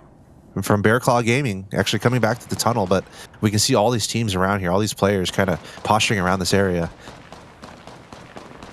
Yeah, well, this has been a very popular spot. We had a couple fights here even last game, right? This position, we talked about it being right over the tunnel entrance. You can oversee a lot. You have the wall that's here, the natural hard cover. No ceiling, but everybody plays with Gibraltar for a reason. So as long as you make even somewhat decent usage of that, you should be totally fine. And we've got Savior Heavier coming out over here. Mix is down. Comes up with that Mastiff, though. That filthy Mastiff from We Are Trash, trying to get another dub if they can with the res inside the house. I know this house very well. This one is fantastic. A lot of places to hide traps here. Bigsy's just gonna push straight in though. Oh, that timing. The res was like literally a split second away from being done, but the third party coming in, and maybe dire straits for We Are Trash. They won the last game, and actually they found success yesterday too. Definitely not a trash team. They're definitely very capable at Apex Legends, but they got third partied, so I'm pretty sure they are out. Yep, they just got knocked out. Sometimes Wolfpack Arctic like still around. Yeah, sometimes it's like that. That's just, third parties are going to happen. And the thing is, Apex Legends sometimes comes down to such narrow margin. That was literally a moment where the Wraith was a millisecond from being rezzed by the Gibraltar, but it didn't happen. Third party came in at the perfect moment to prevent that from happening. That's how it goes. No, it was a good play. This circle is getting pretty toxic, by the way. Wolfpack in the northeast need to make a bit of a rotation. I think that's Wolfpack Shadow. No. That's Wolfpack Arctic in the top right. Is Zeratas. So they need to make their way around because this circle is largely including unpathable terrain. But as you know, as it moves forward, it seems to be focusing a little bit more on Harvester over here. So our second Harvester finish that we'll end up with as they make their way down, but they're pretty far from anybody else. Team Exo has a lot of room to themselves.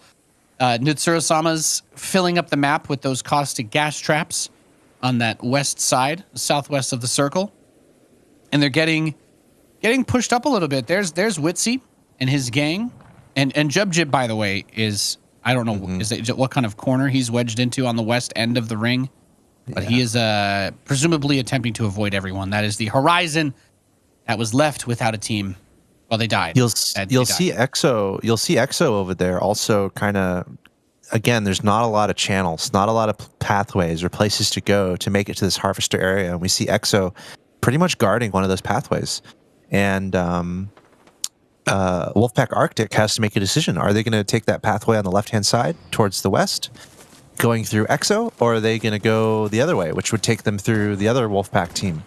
They're probably going to have to move. Wolfpack Arctic. It's very low chance that the circle will end up being where they are. Also, by the way, we see on our screen here, K7 Esports, cha, and Roy TV there, kind of just chilling and found a nice room in this Harvester area and kind of waiting to hear shots, waiting for a fight. But we see these teams all playing relatively safe.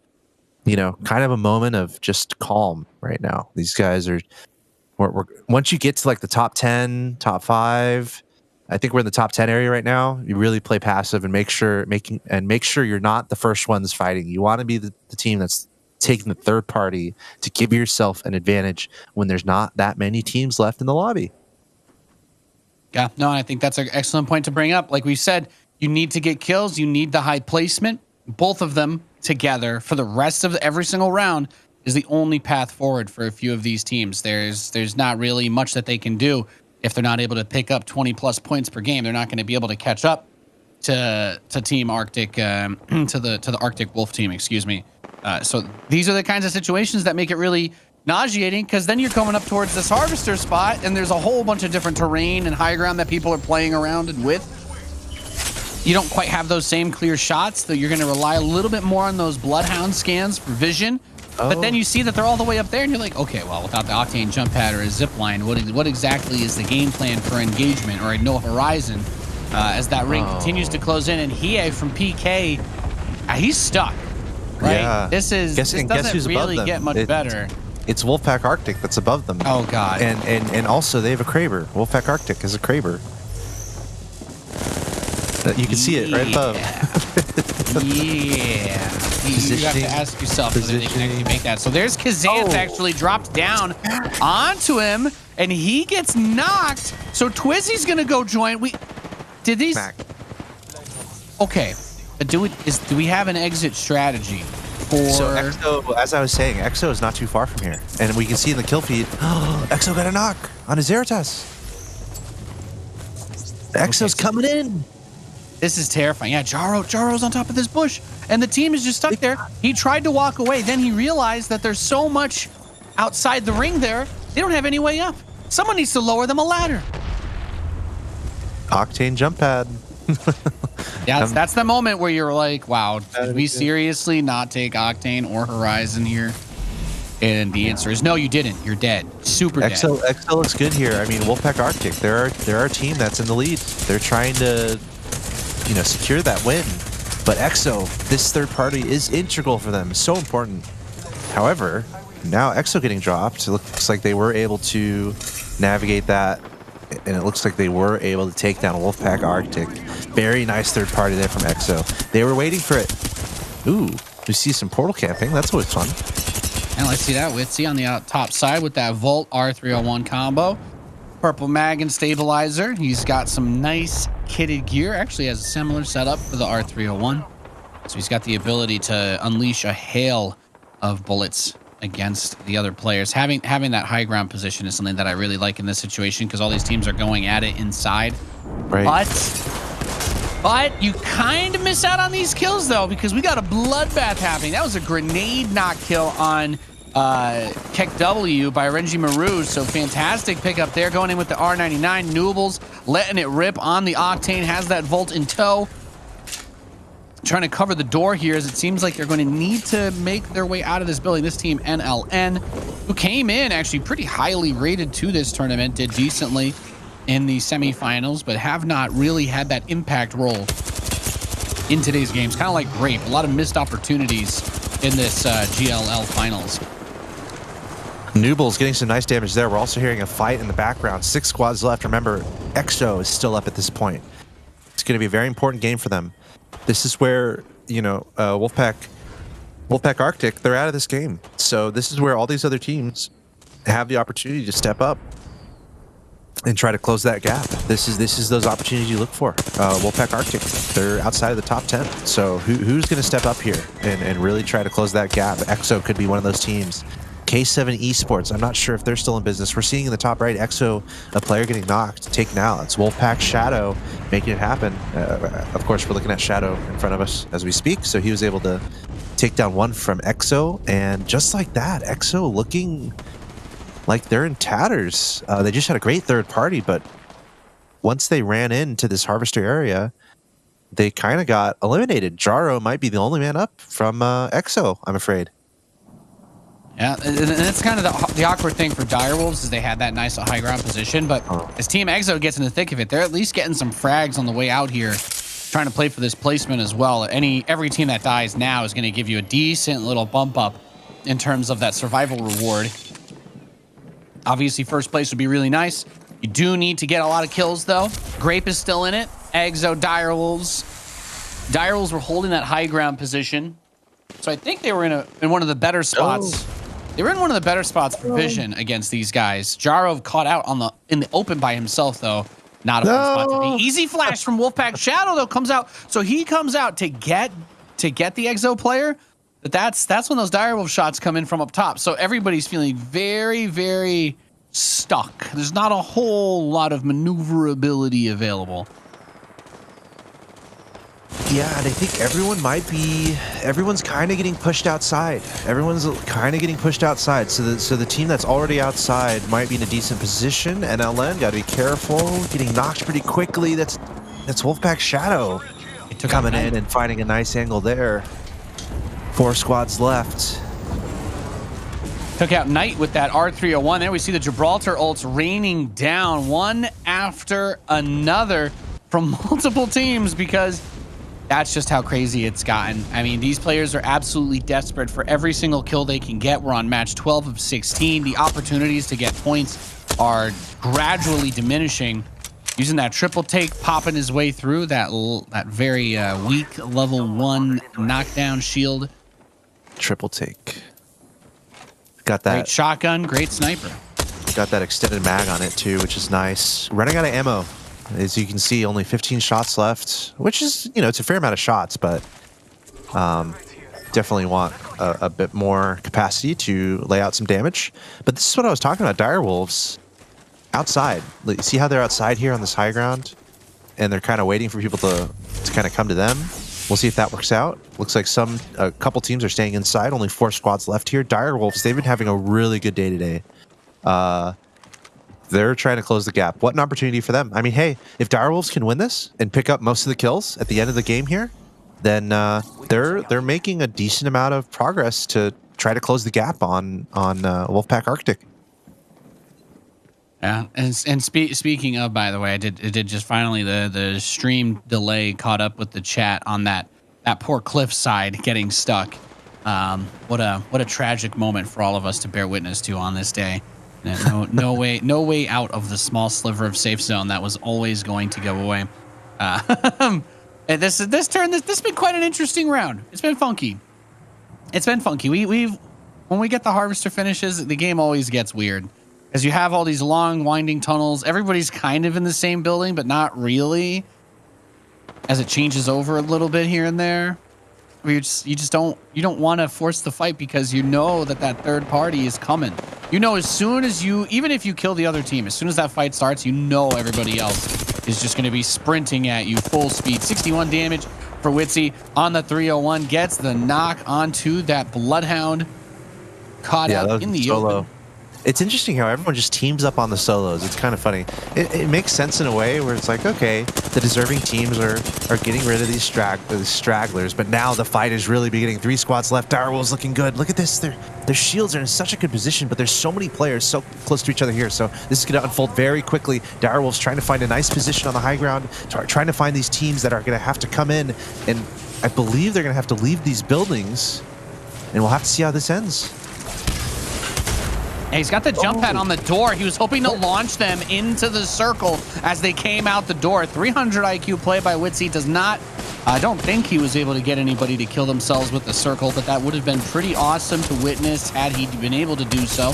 Comes into the middle. We're seeing that Wraith Portal shenaniganery begin. Direwolf looking for another win, doing everything that he can. The Gibraltar is knocked. Him and Bloodhound very low. Now bleeding out is the Octane as well. But Direwolves do manage to take it in that final moment. I'm going to guess that Bloodhound was the one who got the last shot in that final moment. We were watching it from Octane's I'm crawling, dying, teleporting through portal perspective. Sometimes the late game can look a little bit messy, but you know what? They are doing their best to try to catch up to Team Arctic, because Wolfpack Arctic rather, because you know, you get into a situation where your players are falling off cliffs and getting stuck and dying to the circle on their rotation. And then Direwolves wins again. I don't know if anybody has a chance. If it's possible, they're on their way there. If it's not possible, it doesn't matter, obviously. But it's still a hell of a treat to watch these guys strut their stuff. There's definitely pressure on Direwolves to come up with a good amount of success in this game, especially with Wolfpack Arctic being knocked relatively quickly. And I say relatively quickly because they were like 11th or 10th, but still they've been finishing in the top 3. So when that happens, the question becomes, okay, who's going to step up?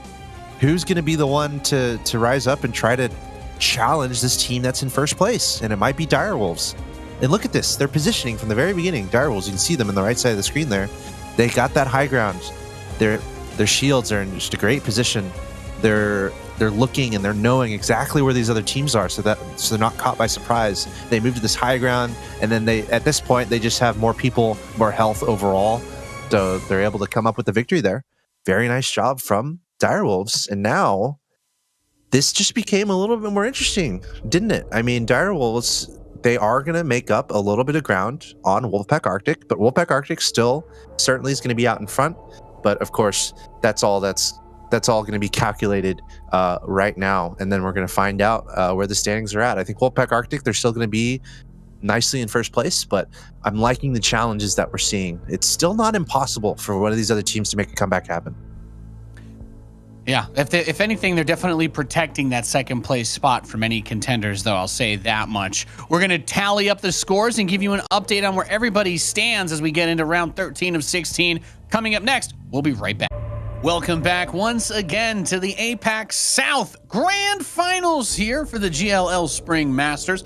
I'm Nathanius, joined by Axel Toss, bringing you some Apex Legends action. We get closer and closer to finding out who's going to win that first place $5,000 prize pool. Axel Toss, it's all about that money. You know what I'm saying? I am unbelievably excited to see what's going to happen. 24 points picked up by Direwolves. Not only did they get first place again, but they got 12 kills. Is it possible? And they got what, 19 points on Wolfpack Arctic, which that's pretty solid. I mean, that's really solid. Wolfpack Arctic, only 5 points from that game. Of course, we're concerned about that because Wolfpack Arctic, this has been their region. I mean, through and through. They've been having an absolutely wonderful couple days playing some Apex Legends. So we'll see if Direwolves has been able to close that gap. Well, they have been able to close the gap a little bit, but we'll see how much. Ooh, Nathanius. It's getting a little closer. Once upon a time, Wolfpack Arctic had a ×2 lead on the next best team. Well, but now the gap is closing. I didn't think it was possible. I'm going to be honest with you. Direwolves looked good yesterday, but they didn't look this good. They didn't look anywhere near this good. Strong for sure, but man, have they really come into their own today. They've grabbed a couple of dubs already. We talked about it. We're at 13 of 16. There are only a handful of matches left. We're past the halfway point on today's broadcast, just with the APAC South matches. So this means there is a ray of light. There is a glimmer of hope. If Direwolves keeps this up, they could take first. I don't really see too much of a path for We Are Trash to catch up anymore. But that competition for third is still going to be very fierce.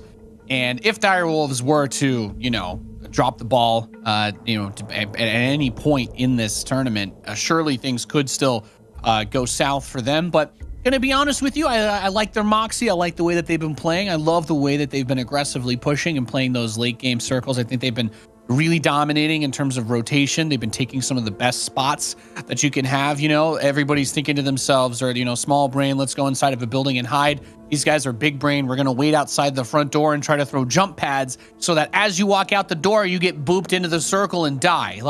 These are the kinds of things that I just absolutely love to see, because they're not only so good mechanically, but they've been playing very smart. And as much as I have a million good things to say about Wolfpack Arctic, Axel Toss, Direwolves, well, let's just say there's a rival Wolfpack on the way, challenging them for their control of this territory. And hey, I still want to see K7 Esports win the next 4 and get 20 kills per game, or 15 kills, and then maybe K7 Esports takes it, thanks to heroics from Cha and Whoa, right? Yeah, you just want to, yeah, exactly. You just want to give that shout out to the comeback for those guys, and then somebody in chat will be like, but the other guy's pretty good too. This doesn't have a funny name. Well, I don't know if you pay attention to the internet, kiddo, but it's all about dank memes these days, unfortunately. If you can't say something stupid enough to be remembered forever, then you're just forgotten. I'm gonna remember that one. In all seriousness, K7 Esports, they've been playing pretty solid. throughout this entire event, and that's why they're in the top 4. All memes aside, so especially some of the Octane play we've seen from Cha Cha Cha Cha Cha. I mean, I've enjoyed it. I've genuinely enjoyed it. So they've showed up this tournament, and they're certainly on the radar of. I think they've gained some fans from the chat. That's for sure. They've gained a fan out of me, and I'm just selfish. I just want to hear Nathanius play-by-play commentate that team. Okay, it's a good time, you know. All I do is aim to please. You know, I love Apex. It's a fun game. It's a fun game to cast. The matches are exciting. So all I'm trying to do is put a little bit of that garlic salt on it. Keep it nice and seasoned and interesting. And well, between you and me, it wouldn't be easy to do had a woo woo woo woo and cha cha cha cha cha cha not been playing so well that they were constantly on our eyes. So we got to take a look at Team SA, by the way. Again, will they be the first team to be eliminated in this round? As we do our little mini-map casting, looks like Moonlight here is taking a couple of shots over there. Jaro getting into the action while Player K and Rocky show up, covering his 6 while he pushes forward. Yeah, was it Sweet A? Have they been eliminated first in the last 2-3 rounds? Yeah, we were debating whether last game was a record, being knocked out in I think like 10 seconds after landing, 20 seconds after landing. They were down. I guess even though it is lagging, if we can get a wide shot above these teams, I want to see the shields. I want to see the shield situation. That's pretty important. Like, what can you drop on? What armor can you pick up early? Because that's usually going to dictate if you're trying to take these early fights. Looks like EXO decent in the. We're not zooming in on these guys because it's a little bit of latency just on our side for the first minute or so as the game unfolds. But we're seeing EXO with a decent shield situation. It looked like they were trying to bait Sweet Assist and try to get a nice early wipe, but I'm not even seeing Sweet Assist. Okay, it looks like they're running off. Found a purple shield. I was gonna say, do you need to bait them to get the early wipe on them? They were trying, but at this point now they're just gonna pursue them. It looks like. Yeah, they've been having a very rough go of it. I don't know. Will they finally get a break this game? If commentary from the chat though is something I'm going to go with, I will say a lot of people talking about the weight right now on Wolfpack Arctic's shoulders. They have definitely given up a huge margin for their lead to Direwolves. Even though both of them have been doing somewhat well, they did end up having an early drop-off, like you were saying, when they only got like 5 points in that last round. That's exactly the kind of mishap that can cause their lead to go tumbling down. So they really need to take this game seriously. This has to be a huge, huge win for Wolfpack Arctic if they want to think about putting this away. I still believe that unless that Direwolves also dies early, getting basically nothing, that a win here doesn't even do it for Wolfpack Arctic, because Direwolves will most likely be the team that they kill to win this game if they do. And coming up here, we got Sweetie Nia. Yeah, I was going to say it's a good point. Does Wolfpack Arctic feel a little more pressure to find some kills early? And I don't feel like we've seen a change in playstyle from yesterday to today. They've just been playing methodically and playing well.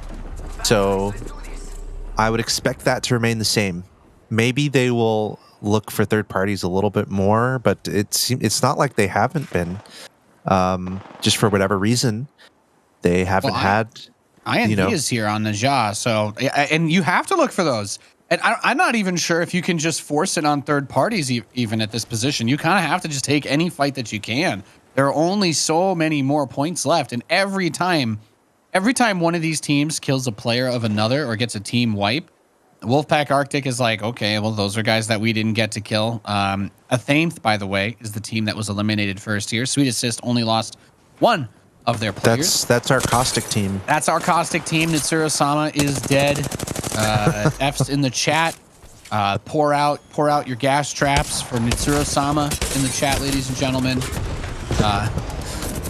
It's a real tragedy. So Wolfpack Shadow actually taking a little bit of heat on the push up here. They just, yeah, exactly, getting into a scrap with K7 as we just saw. Yeah, there you go. A whoa, bleeds out. It pops Cha-Cha-Cha-Cha's face off with that EVA 8, and it almost feels unfair. There's 18 squads left after that fight, but he had that purple. When you've got that full that hop up on the EVA 8 for the shotgun bolt, excuse me, for that faster firing speed, the EVA 8 just becomes filthy.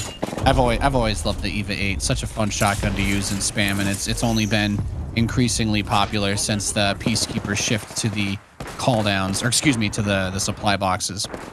Pretty hectic situation here. Wolfpack Shadow cleaning up a team, cleaning up K7, but now they're having to fight again, as it usually goes in Apex Legends. So a fair amount of stress early on for some of these teams. There's a lot of action early. We've had some comments in the chat on the difference between these regions, and we're seeing just a ton of aggression from this region. And I kind of mentioned it earlier, especially when you're getting to the end of a tournament. You know, you're running out of time to make a meme, or you're running out of time to like make a highlight reel. You're running out of time to become famous on the broadcast, right? So there might be some more pressure from these teams to be aggressive, get those kills, get some camera time, please the sponsors, and of course, try to carve into that gap against our leader. Yeah, I tell you what though, I foresee the highlight reels, right? When you think about it, you're like, what do you take away from this? You know, you got to make the compilation of every time that we've had to say a woo woo woo woo woo or cha cha cha cha. Although they are dead in this match, we are still finding ways to talk about them because, you know, we're here to please you, the viewer. As Noobles, he's getting into a scrap deep into the circle. Now it's not like round 4 circle, but well, there you go. Actually, okay, you know what? Never mind. It's too deep. Easy flashes down. Couldn't get the heal off in time. Silver Sky has full shields, but he needs, like, the syringe itself isn't going to buy you the most amount of time in this situation. Do you even have time to use the med kit? You're asking yourself. But these are exactly the kinds of fights where things kind of slip. They fall off a little bit early on, and then Wolfpack Shadow just ends up getting taken out, right? So we've got K7 eliminated, Invade eliminated, Athames eliminated, Invade who picked up 2 rounds to win in a row at the end of yesterday's day of matches. So they were a team that we were pretty high on, and they've tumbled. I mean, what are we saying about Sweet Assist at this point? Shout out to Sweet Assist, not in the bottom 4. My goodness, killing it. Even though they are a man down. I am sad to report that Sweet Assists, they have lost 1 player, but they're still up. And honestly, it's a little bit surprising seeing the teams that have been knocked out. A lot of teams that I would have expected to play a little bit better, getting knocked out early. So maybe an opportunity for some other teams. EXO in particular. We're seeing EXO, if you look at them, they're kind of in a central location, already pretty far along, looking ahead towards where this ring is going. And also, they enjoy finding these pathways, these narrow pathways that occur on World's Edge, where teams have to go through. And right now, we're seeing a fight in the top left. EXO, you can see them kind of posturing, looking in that direction. They're listening. EXO might be looking for a moment to jump in and third party and get some kills. You got to get kills, Nathanius. You can't just mosey around and have some tea or coffee in one of these buildings. You have to find those kills at this point in the tournament. 4 matches to go, including this one. So we're running out of time. Again, if not to just get points in the tournament, to get that camera time, make some highlights. Running out of time to do that. Yeah, and there are still a couple of pretty interesting scenarios. EXO has kind of like this gatekeeper position on that next circle from Skyhook, but okay, so Kazan's just turned back towards the other side. I was going to say a Wolfpack Arctic was actually headed towards the south side there as Noir gets a wipe, taking out Witsy, taking out Bullet L, Ikasan, and a nice team wipe for them. We kind of swing in towards the end of it. PK Flame getting a kill on the other side with Healy on the kill feed in the middle of all of that as we get a look. Doom MVP and Bastion. Bastion for Noir has been a huge damage dealer. He's been really, really good with the engagement plays.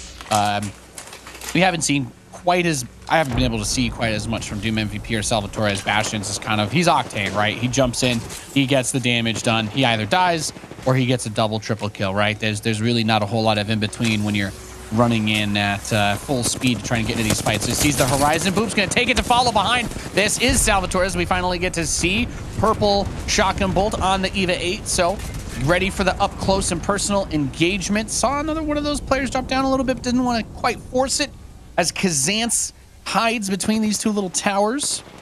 And Zeritas, these guys, still a lot of shields, not much health though. So you still want to get some time to try and restore that up. Zeritas actually did lose his shields for the most part. So he's in a kind of awkward situation. That ring is going to push Noir back into them. So they get a brief respite, but the engagement should be taking place once again very shortly. There, the bullets coming in, trying to hit with, looks like might be triple take there on Salvatores. Takes out about 60% of the shields. And wait a second, that's not even Wolfpack shooting them. Is that Zabby? Right. There's From a lot of down teams. the street. We got ourselves an Anchorman news team fight over here. 6 different squads in one arena. Is that what's going on over here? It's getting crazy. 12 squads left and fair amount of open space. We also know EXO shouldn't be too far away. They're in that channel a little bit to the east of this. So again, we're at that point in the tournament where you've got to rack up those kills. So if you're ever hearing a fight, you are going for it all out.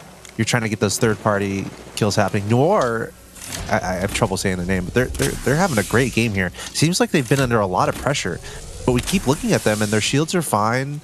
They're able to kind of get their feet under them, and we see 5 assists on the board here for Bastion, the Octane player. So there's some nice stats being put up on the board here, and they're finding themselves in just a lot of fights.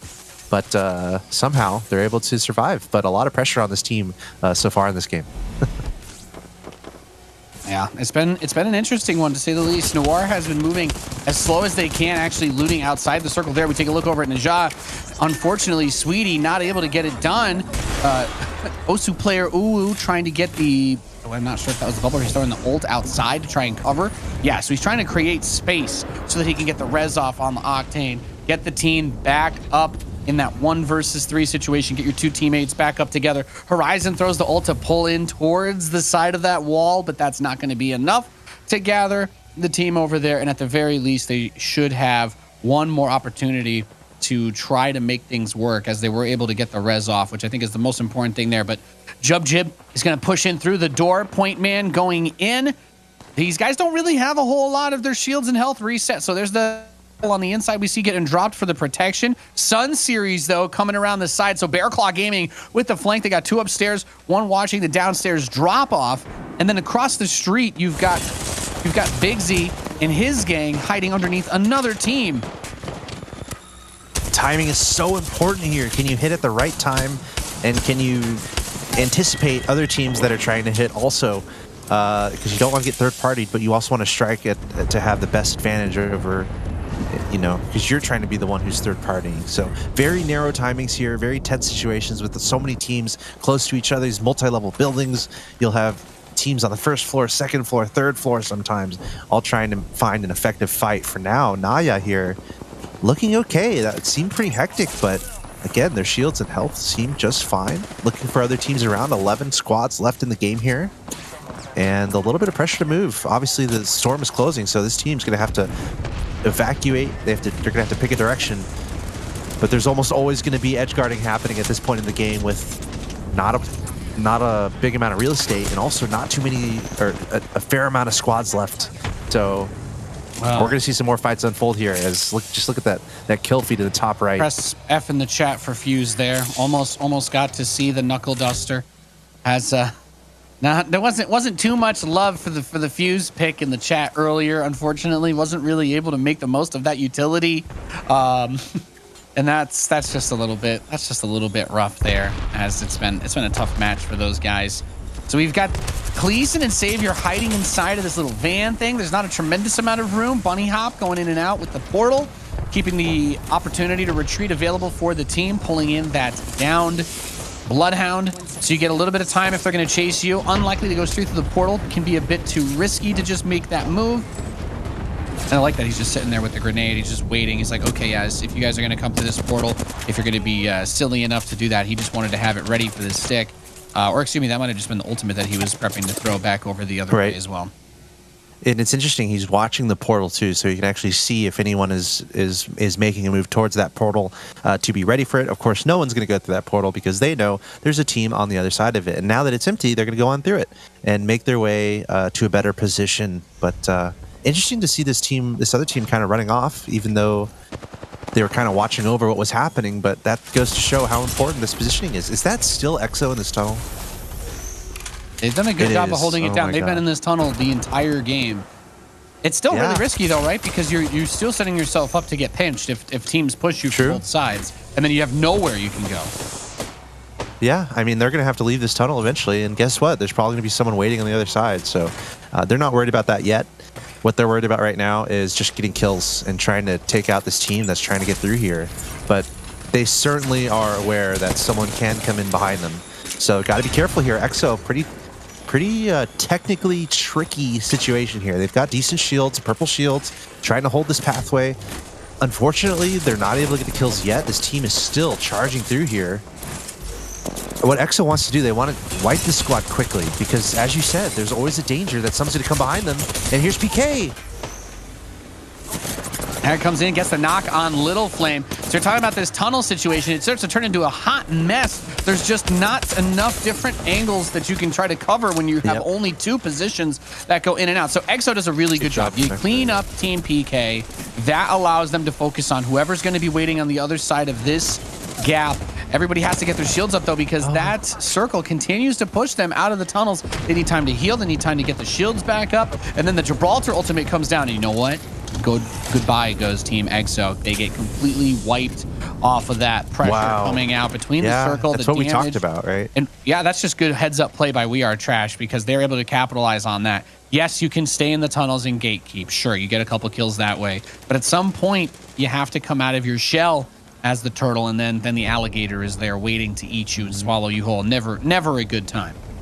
Yeah, very. I mean, we kind of saw that coming. So interesting to see EXO make that move. They were trying to use the portal to kind of run away, but it didn't end up working out. And now we're seeing some pressure on the Grape. Only 4 squads left here in match number 13. There's a team charging in there, taking them out. That is Wolfpack. Yep, Wolfpack Shadow coming in and taking care of business. And they're doing a great job. That was a great third party. Look at their shields doing just fine, getting some looting done. And that was kind of an edge guard. They're kind of going to the outside of the ring pretty far. So they're going to have to come back in and relocate. And now the question is, who is in the ring? Who is deep within this ring? And it looks like Noir is that team finding some high ground. We see this long-range R301. It's been pretty common in this region. And Noir here trying to just take advantage of this position. Watch for any teams coming in. Only 3 squads left. And look at this damage. This absolutely ridiculous damage being dealt out.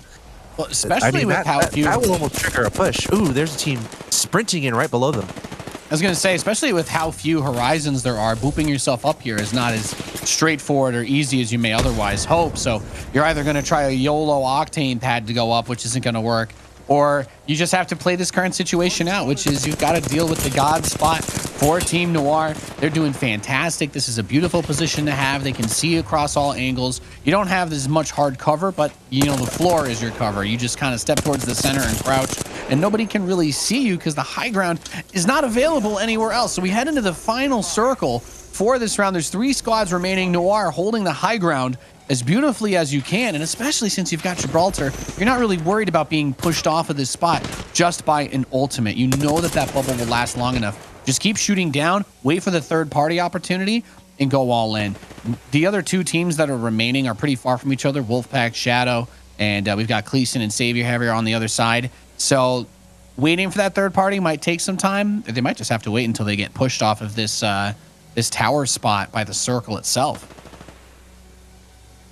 If there were a couple perfect arc stars, that could be awkward for this team that's up there. But for now, I mean, in these late game situations, grenades can be very hard to come by at times. So we don't even know how many grenades these guys have. If I were to guess, I would guess not that many. That's just how it is when you get to late game. That's why it's so important to hang on to those grenades and make sure you use them effectively. But clearly the team on the high ground is going to have the advantage. But obviously with 3 teams left, it's all going to come down to who's going to fight first. We've said it before. And who's going to be that third party. And right now, Noir with the high ground, they're just trying to hang on, bide time, and they're hoping these 2 teams fight that are underneath them. And once that happens, they're going to jump in and be the third party. Yeah, it's a pretty weird position because both teams are on the opposite side of them, and there's not really much to be gained from coming down. You should wait for the circle to push you because there's Arcstar. It's just free peaks. You just get free peaks, right? You've got these shields that are waiting down, so even if you get 100 to 0, you still have a chance, right? Go for the shield swap, keep it moving. Bloodhound ultimate. Plenty of ammo. We hear the screaming. I don't even think it's a bad situation to just try tapping off the anvil receiver just to conserve the ammo a little bit off the spray. I know the DPS, if you land all your shots, is going to be nice in auto mode, but it's a tricky situation. You're getting starved out a little bit. You don't want to waste too much ammo just shooting down and missing, though, because you know both of those teams on the ground are looking up. So there still is no easy way. So there it is. Actually, is that jump pad they're using to go up here? The rest of the team is over on the other side now. Gibraltar ult's going to come in on him. There's the bubble. Okay, taking the zip line out. Obviously, yes, that was always going to be an option.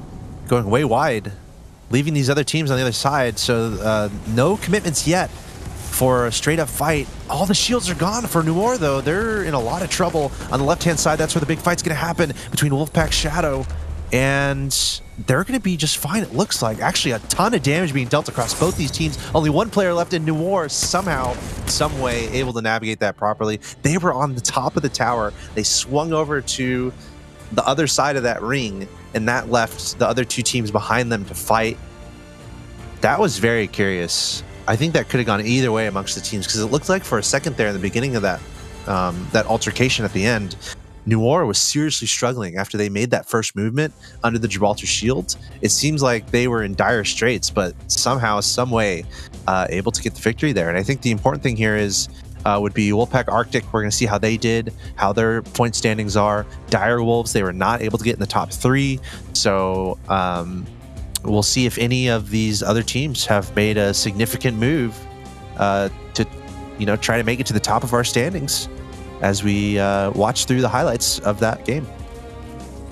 Yeah, and it's this engagement here, we were talking about it. It's just coming up on the stream as well with the delay. People are saying, look, you can get those kills, you can do the gatekeeping, but at some point you have to come out of that tunnel, and that was a huge flop there for EXO, because they get a couple frags but miss out on the chance of the late game. And Noir played this situation as well as they possibly could have. They held the God spot for as long as possible, came down, made the other two teams fight in the edge of the circle, and then all they had to do was get out their Swiffers and just dust up, because that was it. That's how little there was left for them to clean up as far as that mess is concerned. Guys, we're going to go to a break. When we return, we'll have the updated scores for you, and we'll move into our next round. Don't go anywhere. We're close to crowning a champion for APAC South.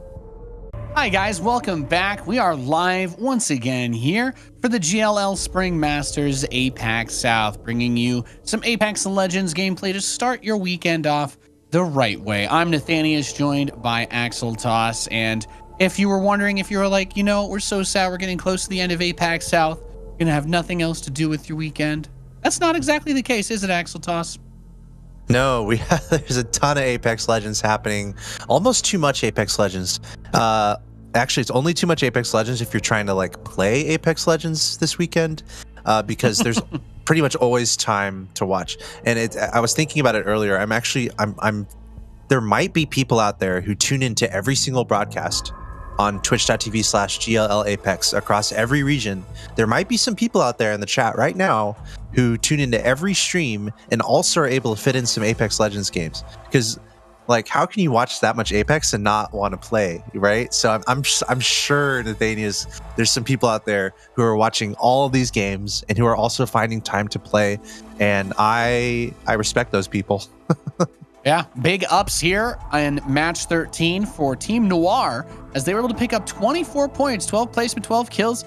Not sure how much that's going to move them up the rungs, but yeah, like you were saying, we have so much more Apex coming, right? There's going to be EU finals after this, then the NA finals, then tomorrow we have EU versus NA, so you can come bring all of your smooth brain jokes about how much you don't like people who aren't from the same place as you, and we can watch some good gameplay, hopefully, which should be exciting as the total standings come up, and Wolfpack Arctic sits on top still, 154 points. Dire Wolves was not able to make up much ground in that game, so still behind about 20-30-ish. There are going to be a few more games left, however, so it's not all over. We've got, I think, 3 more rounds for them to try and catch up, and then We Are Trash is not far enough ahead to be safe from Wolfpack Shadow or Grape. Even K7 and Inside the Ring are not too impossibly far away to try and catch up for third, but they will need to make some aggressive drops. Maybe even try to think about where the other teams have been dropping in their scrims. Try to do some sort of targeted aggressive drops.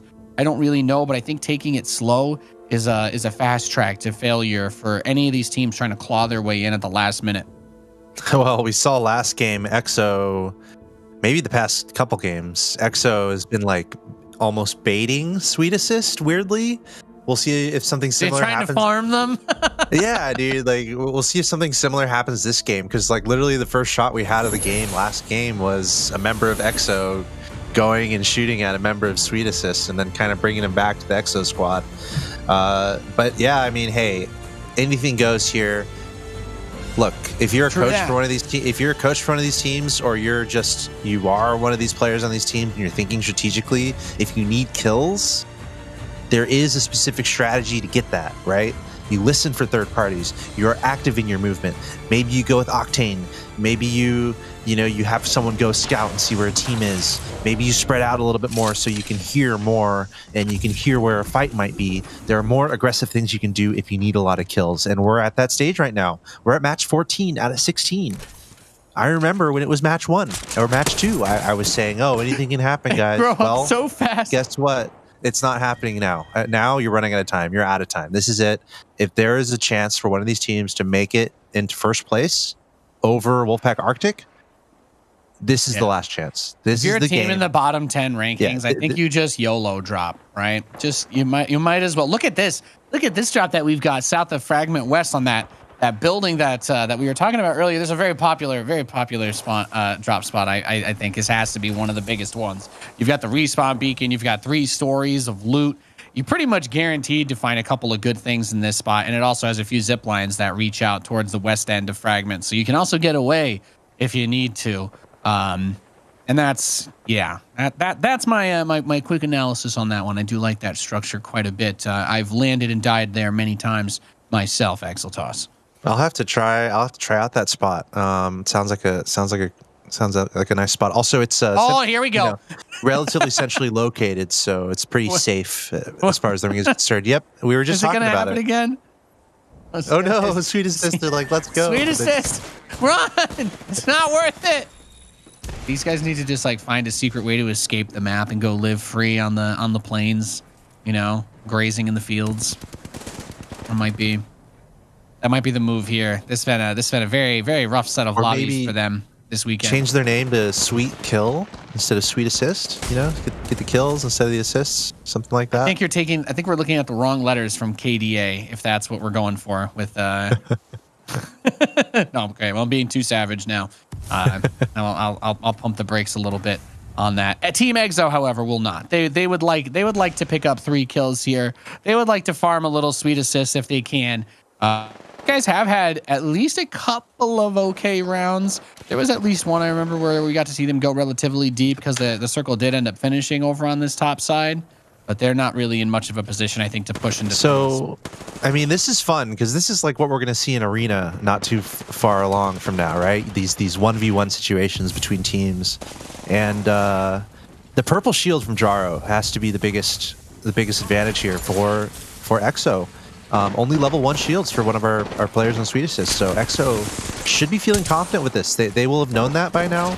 They will know they have the armor advantage because they're taking shots and they're seeing what color it is on the other team. So I feel like EXO should feel good to push this.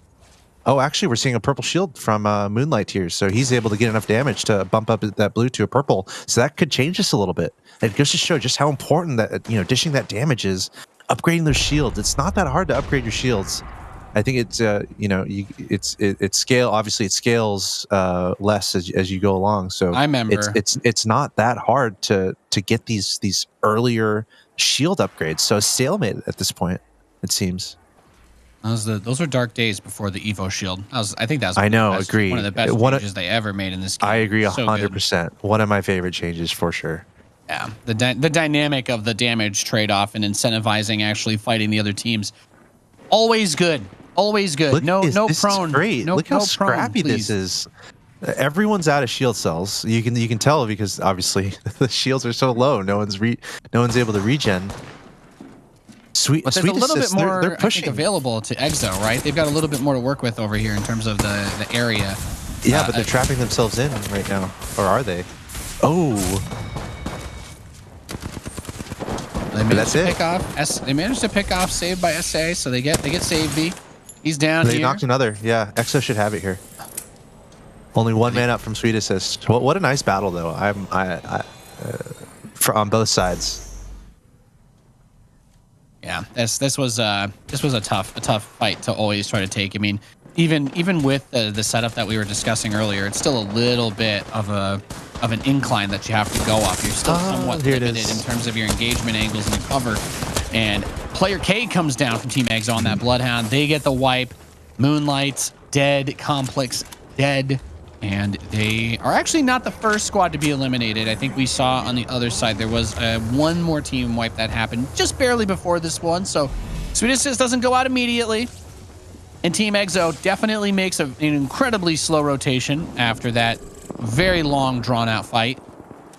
But at the end of the day, what you said still rings true. They're able to get that farm, right? They're able to get a couple of kills off of them, and it seems a little bit demeaning, but the reality is it works. It works for a reason. Those shots. 150 from Zeratas. I can't believe it. Like hitting every single shot. And by the way, we just saw that overhead cam. Look at this. Look at what is going on over here. We have like 4 teams fighting over this one little area of the map, this tunnel. And that was Wolfpack Arctic hitting every single shot, and now they're looking to be the 5th party here. Now, lots of opportunities. Wolfpack Arctic would like to get some points on the board. They still had about, what, a 25-point difference between themselves and second place, which is nothing to scoff at. But we have seen Direwolves able to pick up 20-plus points per game on about half of the games that we've had today. So they've made a tremendous amount of progress. They've really closed that gap. They're within striking distance. It kind of reminds me of when we were getting into a somewhat similar position of how close APAC North was a few weeks ago. And then T1 had that one game where they got wiped very early. And all of a sudden, everybody was within 2 points of each other after they had a huge lead early on. And they had to win it in the final round. They had to actually take it. That was exactly where it was decided, because it was still too close. Even then, I think the second place team behind them picked up like 25 points in that final round as well. They barely ended up winning, but it was a hell of a show, is all I'm going to say. ATH coming out of Harvester towards Sorting Factory. That's the team with Nitsuro-sama. They're rocking that Caustic, giving them the space control, that ultimate to disrupt vision, but also help with the engage or disengage, whichever you by the way, there's a team off the map in the north. If anyone has really good eyesight, you could way in the that's Team EXO. They wanted to kill Sweet Assist, but I feel like there's a bit of a story between this round and the last round with EXO. Something about getting 3 kills and then giving up your position. I'm not sure. I'm sure someone in chat could jog my memory on that one.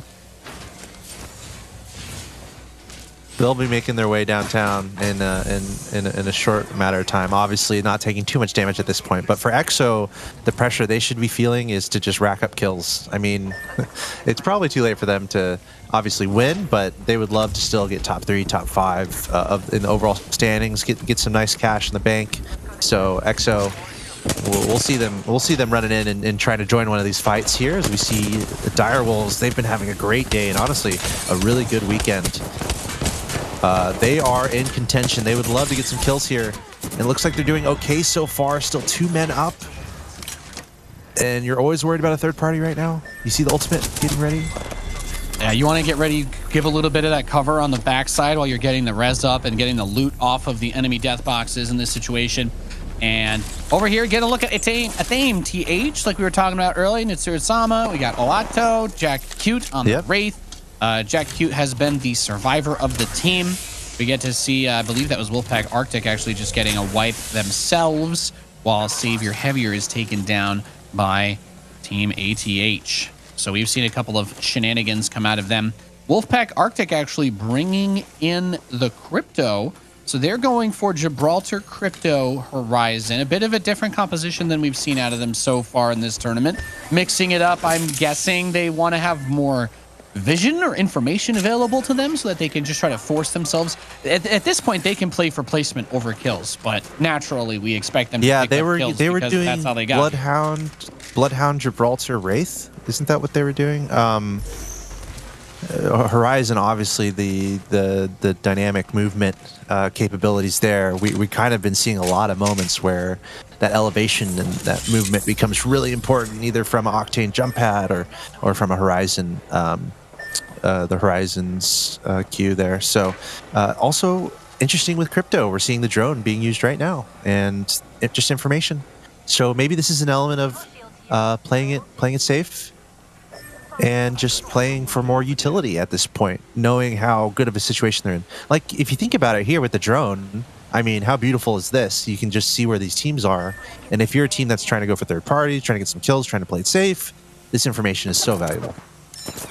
Yeah, and I think that's got to be the main reason why you see them go with the crypto play, because you're giving up a little bit, but you still have the EMP ult, right? For some of the engages on buildings you can try to use. A little bit more difficult for them to get around that.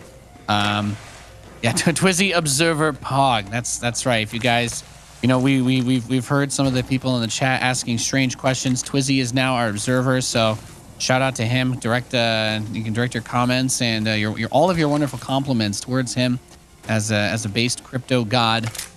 These guys have the tunnel locked down, though, and that next circle is going to be closing in on this. So having that confined space will be great. But I would be amiss not to call back to what happened to Team Exo, who thought they were in the clear, hiding in a tunnel earlier, as they're actually taking some hits over on this north end of the ring. Well, the crypto, again, is helpful. So you have that drone. You can know if you're going to get sandwiched, and you can really stay ahead of that. But yeah, EXO over here, they're kind of running in from a long way off, and they ran straight into two teams. So you have to make a decision. First of all, you don't want to get sandwiched. But the decision you want to make is which team do you hit. Generally, you want to hit one of the teams really quickly, and then carry on with your day to get those kills and to clear the area. I guess in theory you can run away from both of them, so we'll have to see what EXO decides to do. Of course, they're under pressure. They want some kills. They need some points to try to get into the money. Right now we're looking at Team PK over here. That's a Mastiff. There's a lot of damage being dealt in that storm, though, so you got to be careful about that. And these guys are going to be at the mercy of it as a firefight unfolding. Yeah, Takei-san really tried to get up in their face with that Gibraltar, and unfortunately wasn't really able to get too much going at the early phase of this. There's that third party, Sweetie Naya coming in, gets the focus off, and that's just painful. I think you pushed that. He doesn't know, but he should push that. Takei-san he should jump on that. Out. You should see it with his scan. Is he scared to step out of the ring? Is that it? He's trying to gatekeep a little bit too hard. Arcstar comes back his way. Looks like another team. Oh, Emiliazi is right on top. Inside the ring is here. They are here. They're here to third party both of these damaged squads. I think it's just two players left from Takei-san's team. So there's two players from PK and just one on the other side. So inside the ring, we do get Keck W knocked early. Emiliazi and Zabby both still standing strong. Is going to throw that Horizon boop up a little bit. Goes back towards the outside on the other side of that Wraith, running in, chasing with the flat line down to just 3 bullets. Has to swap over towards the R99. Does have gold mag. There's plenty of bullets to use on this, but still unable to get that knock. Okay, I really did think the chase was going to pay off for Emiliazi, but unfortunately, nothing really comes up for them. And you're still playing at the edge of the circle with at least 2 other teams staring down right at you. Yeah, there's quite a few teams in the area. And remember, there's that team that was in the storm that I believe is recovered by now. A very important res. Other teams that are close can definitely hear that, so you got to be careful. Looks like no one's deciding to push. It seems like all the teams in this area are kind of tattered. There's not really a team that's able to kind of wipe the rest. In fact, we might have some people just ran. It looks like some people just ran off. Oh, yeah, there's just a bunch of teams that have all gotten caught up here, and a couple of them splintered apart, right? As you were saying, like PK losing a couple of players. Takei-san coming up over here with Little Flame. They're just barely running inside. Bubble at the door. And it looks, yeah, Zabby and Keck W are chasing in, but they're about to run into the rest of PKs. They did get the res on their teammate, it looks like.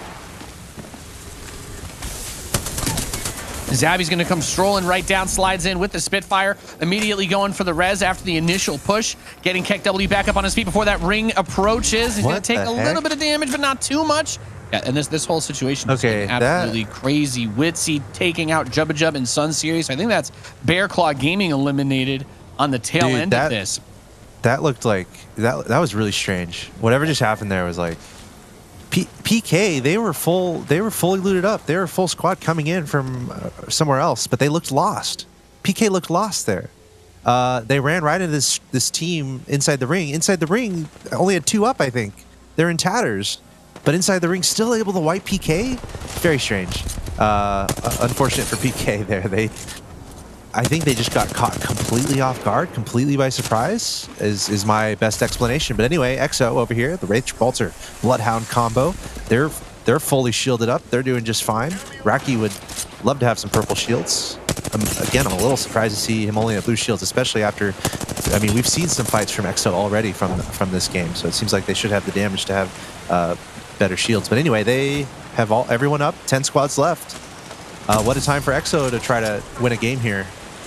Yeah, I need to get a little bit more work done. We're seeing, again, off this crypto, the drone coming out, trying to gather a little bit more information for the squad. Get an EMP ready as another team is going to be pushing in on top of them. We get a look at Kazantz on the flat line with that gold mag, lets it rip through, but there's the Horizon ult pulling everybody back over towards the corner pocket, but there's still that Gibraltar shield right on the side, so not quite perfect, but that, oh yeah.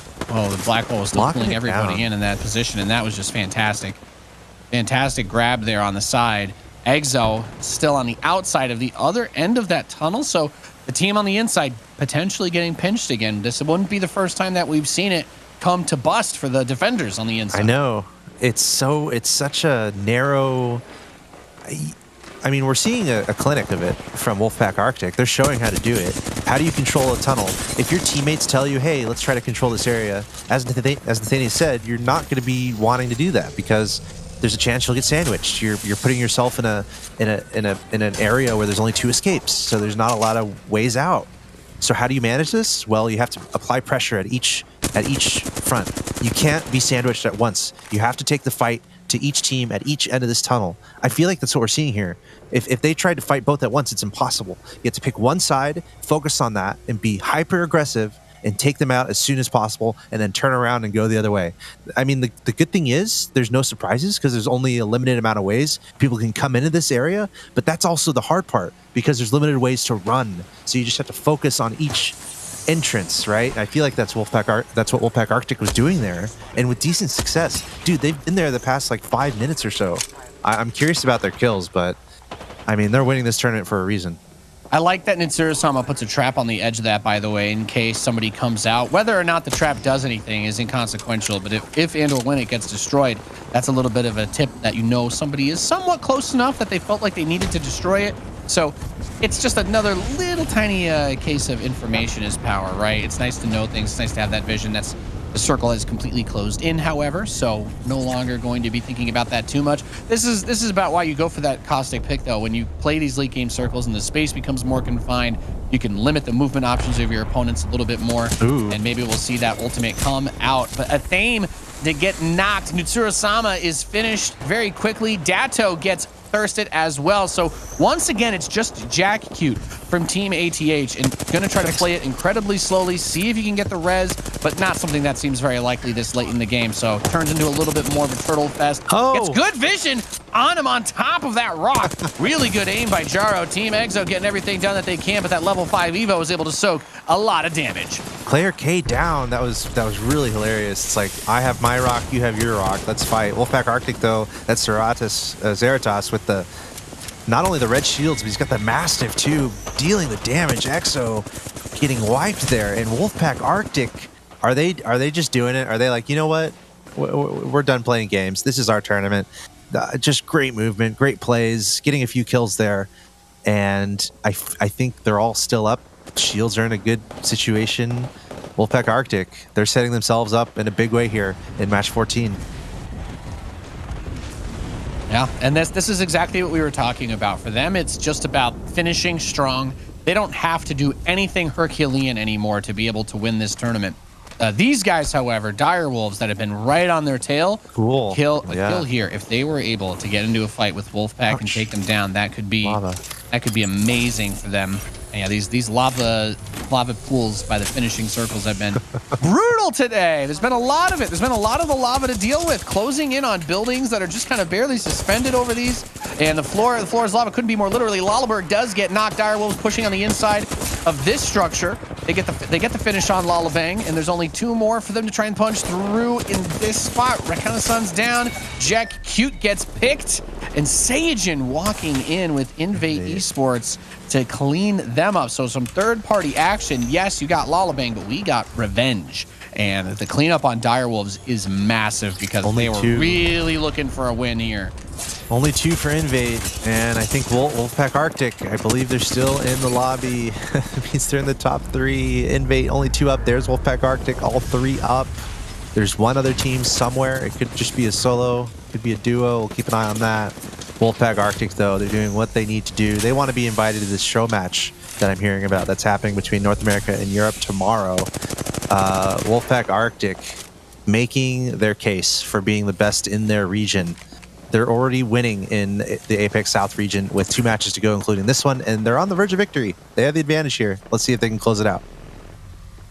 Yeah, a couple fights over at that building. I think that was the EMP that might have been going off from that crypto we were talking about earlier. Not sure what exactly their play is going to be for the end game. I think that they've kind of already gotten as far as they need to with Direwolves being taken off the board. But getting those first place points could be what really cements it, as we're on 14 of 16. It's only 2 more matches left after this. There may not be enough points for Direwolves if the big if Wolfpack Arctic is able to take this round. So playing very carefully around the side. That crypto that we were talking about for the vision. And of course, you've got Horizon and Gibraltar here for your mobility and your shielding. So here is the drone coming up over, just trying to get quick eyes on the enemy. Don't think that they've been able to 100% spot him, though, as they get scanned by the Bloodhound. Invade, again, with only 2 players, with only 2 members of their team up. So awkward for them. A lot of Wolfpacks in the final 8 players here. Kind of see it pretty much everywhere. Both Wolfpack teams, they're too good. And look at this look at the scenery. I mean, come on. Could you ask for a better spot than like the middle of a volcano? No, you're right. Game. It's very cinematic. It's very cinematic. It's not fun to have to walk. You get like a Star Wars vibe, right? Maybe a little bit. You kind of feel some vibes in this area. Maybe just a little bit. Just a smidge. oh, you I mean the high ground vibes? Yeah. The arms, the legs. Yeah. Good times. The arms. Good times. All I need now is Caustic laying on the ground screaming, I hate you. Wolfpack Shadow ends up cleaning up on the tail end of that, so they're able to get a dub. A Wolfpack team won. It wasn't Arctic, but that's okay because that still sets up Wolfpack Arctic for a huge point lead in that game. But yes, no, I couldn't agree with you more, Axel Toss. Very, very cinematic finish, to say the least, for that round. Pretty crazy ending, though. I mean, at the end of the day, everyone just crashed each other, and Wolfpack Arctic would have loved to have won that. So kudos to Wolfpack Shadow for coming through at the end there. But yeah, that was fun. Liked where the ring ended up going. We had a nice skirmish in the beginning. We saw EXO take out Sweet Assist, and then another interesting game. I see Naya here trying to stay alive inside the ring, having a decent game. They ended up doing okay. Wolfpack Arctic, though, the story was them in this tunnel, dude. They were in that tunnel for what, like 5 minutes, maybe? Like they were in there a long time, holding it down, but putting on a clinic, getting into the top 3. And this is Wolfpack Arctic's tournament to lose. Absolutely. They have a huge advantage. Wolfpack Shadow, the race player at the end there, taking it down, but Wolfpack Arctic still getting top 3 there. Absolutely huge. And honestly, Wolfpack Shadow, we've seen them show up quite a bit in previous matches in this tournament, so it's pretty cool to see them coming up with another dub. Yeah, no, it was really well done. And we're going to do a quick tally of the score, guys. We've only got a couple of rounds left today for APAC South. And then don't worry, we'll get to the European and North American matches. I understand there's a little too much fighting for some of you guys, and we'll slow things down. We'll be right back after this break. We'll see you in a few. Welcome back, ladies and gentlemen, to the Apex Legends GLL Spring Masters. I'm Nathaniel, joined by Axel Toss. We're having a lovely conversation about video games as we were coming back. So if you heard any of that, I do love video games. It's true. You've learned my dark secret. Axel Toss, you've only got a couple of games left today as we find out who's going to win APAC South. It's been a nail biter, and you know, one of the best parts about commentating this region is that everybody is so aggressive, you just don't really ever know what the hell is going on. So it keeps things fun, it keeps things fresh. And look at that, 2 wolf packs leading the rest of the wolves. Yeah, almost 3, right? Wolves in our top 3. Wolfpack Shadow, Wolfpack Arctic. But yeah, the story, Wolfpack Arctic doing exactly what they have to do. 8 kills, 9 placement points. 8+9 is 17 points acquired, and that's going to mean we're going to need to see a lot of work from these other teams. So we're going to see how all the math works out. 171 points for Wolfpack Arctic. 2 matches to go. Any math majors in the chat, you can start running the scenarios for us. Dire Wolves 143 points. Wolfpack Shadow 123 points. Technically, a few other teams are still in it. Technically, maybe even just a couple teams. If Wolfpack Arctic gets last place, for example, and Dire Wolves gets first, right? And Wolfpack Shadow maybe gets first with a lot of kills. So there are possibilities, but Wolfpack Arctic, they're giving themselves all the mathematical advantages right now. Shout out to EXO, kind of pulling themselves up the leaderboard a little bit. Grape doing just fine, but I love how close it is. You know, beyond the top 3, beyond the top 2, honestly, beyond Wolfpack Arctic, it's still pretty close across the board. Yeah, that 2nd and 3rd place still completely wide open, I think, in this situation. Wolfpack Shadow, if they get another game or 2 like that, they could definitely catch up with Dire Wolves. But as you said, unless Wolfpack Arctic completely beef it, you know, I'm talking they're trying to do like, I don't know. They're going to try to grind a rail on their skateboard, but instead they flip over, snap the skateboard in half, and break both of their arms. Like, I don't see a way that they lose. And by lose, I mean not come in first place, because they have played that dominantly in this tournament, maintaining a 30-point lead with 2 rounds to go. Getting 15 points per game for Dire Wolves is not impossible, but they need more like 20 points per game. As we said, unless Wolfpack Arctic basically go AFK, I don't really see a way that they're not at least picking up a few frags to close this tournament out and lock themselves in. But I think it'll be a bit more clear as to whether or not that's the case after this round. So we're match 15 of 16. We played 8 games yesterday. We're doing 8 today, and this is the first of the final 2 to decide who is going to take first place overall. If you're familiar with the Apex Legends Global Series, you may be asking yourself, oh, is somebody at a threshold for match point? That's not how it works here. It is just quite simply whoever has the most total points. So it goes 12 in first place, scaling down for placement, and 1 point for kills. So that's why we've been talking about these kills. That's why some of these teams have been more aggressive. There are only so many ways that you're going to be able to get those placement points. This late in the tournament, you have to force fights. Yep. And honestly, if you are in the top 3, top 4, you know, maybe this is that moment where you actively look for these fights and you are as aggressive as humanly possible, because why not? There's only 2 matches left. I mean, I'm seeing all these wonderful people in the chat, and I'll be honest, I'm going to miss them. I'm going to miss you guys. I'm having a great time. But the problem is we only have 2 matches left. So we're coming to an end here. And, you know, now is the time for any team to make a charge and really try to make this, you know, put the game into their hands, right? And rack up a ton of kills. So, yeah, look out for that aggressive play. And our observer noting Sweet Assist versus EXO. Best of whatever. EXO's like, Sweet Assist is in Northeast. Go, go, go, go, go. Get him. Get him. Get the 3 kills. Start the round off strong. And honestly, their EXO has been doing better, as I kind of noted. They're in, like, I think sixth place now. They were in 10th place yesterday. So going up the ladder a little bit, going up the rankings, and they would love to get into the top 3. So yeah, I wouldn't be surprised to see EXO be pretty aggressive.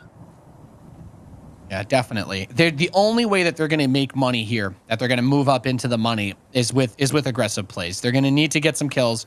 It's not like if everybody else beefed it, they wouldn't have some sort of opportunity to climb back in. But that's what we've been talking about, is everybody's just been really competitive. Little zoom in over there on K7 Esports, the Woo Woo Woo, Cha Cha Cha. Those guys doing fantastic. We've got ATH in the Northwest. Does he Cha Cha Cha? I mean, you know, it's really not my place as a commentator to say whether or not somebody, you know, what kind of dance moves they like to go for. I think that's a bit personal. Everybody's dance style is very specific to themselves, but I have thought about it. And Octane slides around. Octane slides around pretty fast, so I can't. Yeah, well, they've decided they also want SA. They've painted a target on themselves by virtue of how this whole tournament that's played some out. loot. I'll take that. Level 3, was that level 4 backpack? Level 3 backpack at least, and level 3 armor. They're getting that high tier trials loot, man. They want that cash money, cash money, cash. I don't think they were too far away either from ATH. I know Natsura-sama and all of them were up by the lava fissure in the northwest. So we'll see. We'll see if anybody runs into each other. But these guys need to be careful. Yeah, I think we might see. There's only so much they can. I was gonna say there's only just so much more opportunities. Go ahead, buddy. Yeah, well, I was just gonna say that we saw K7 Esports go towards Sweet Assists in the north. We might see developments on that. I'm a little like curious though that curious why EXO kind of just ran out of there. So I'm kind of curious what's going to happen with EXO and what they're going to decide to do, especially if a fight breaks out between the people behind them. But no, EXO is just running. They're in Skyhook, and they are pursuing Sweet Assists. Okay, and the Sweet Assists have a man down. Looks like they're trying to take a balloon and get out. That's not going to work. Oh no! Trying to get away, unfortunately, has not been an optimal strategy. Remember, K7 Esports is not too far away from this area here. So they might get involved in this fight. Yeah, EXO, I think they've moved down a little bit, but they were able to grab Moonlight Tears there. But I was gonna say I thought K7 was a little bit north of them. I do wonder if they'll come down. Yeah, they're not too far. To inside the ring, just Zabby, both of his teammates down in this tunnel, comes over. Of course, the Gibraltar Shield gives a little bit of that sustainability with the attack, but it's not enough. Gets lasered. That 1v3, a bit of an untenable situation for the team, and the third party comes in as well. Dynasty ESC from behind. Beast of the Hunt coming to an end on Bloodhound. See that FOV slide back to normal. We've got King on the back of the pickup truck. In these tunnels, the situations, you're always like, yes, there are only a couple different ways that these guys can approach me. But as we saw earlier with, I believe it was Team EXO, when they got pinched earlier a couple rounds back, you don't want to spend too much time in there. You don't want someone to set up a trap on the outside waiting for you to come and try to leave that place. Otherwise, it just gets progressively more difficult as XFAM steps back. Does not want to run into these guys, and they've got that octane pad on the stairs. This could get interesting. Yeah, I think that would just launch you into the ceiling based on how that looks, but I'm not 100% sure.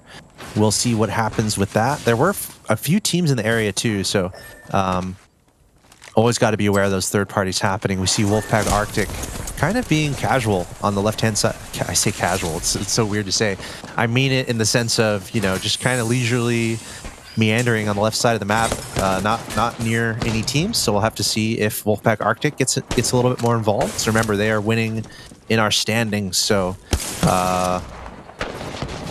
we'll have to see what happens there. Tear Gas Warrior here, though. We've got the Mozambique. Got the hop up on it. The legendary Mozambique on Kit Meanie. Unfortunately, it did not help turn the tides. Jack, Cute, Natsura-sama, and Dado clean them up. That is our team with the Caustic player, the only Caustic that we have seen. Haven't had much of an update on the Revenant. That was on one of the other teams we were taking a look at earlier. Not quite the strongest pick that it ended up being.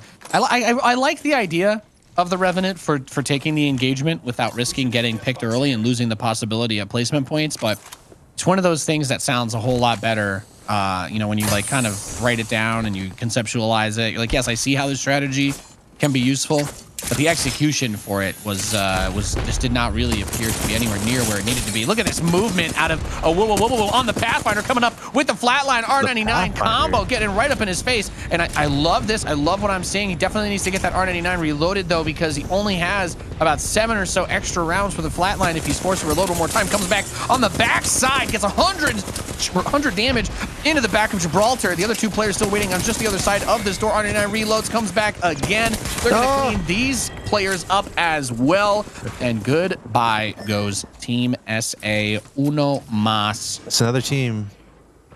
You've got Complexes hiding by himself, waiting for the opportunity to get the banners of those teammates. This is a potentially a huge opportunity, not just for them, but you know, if these guys get revived, I'm sure everybody's going to want to go to whichever revive beacon they use to come back, as they will not really have a whole lot to work with.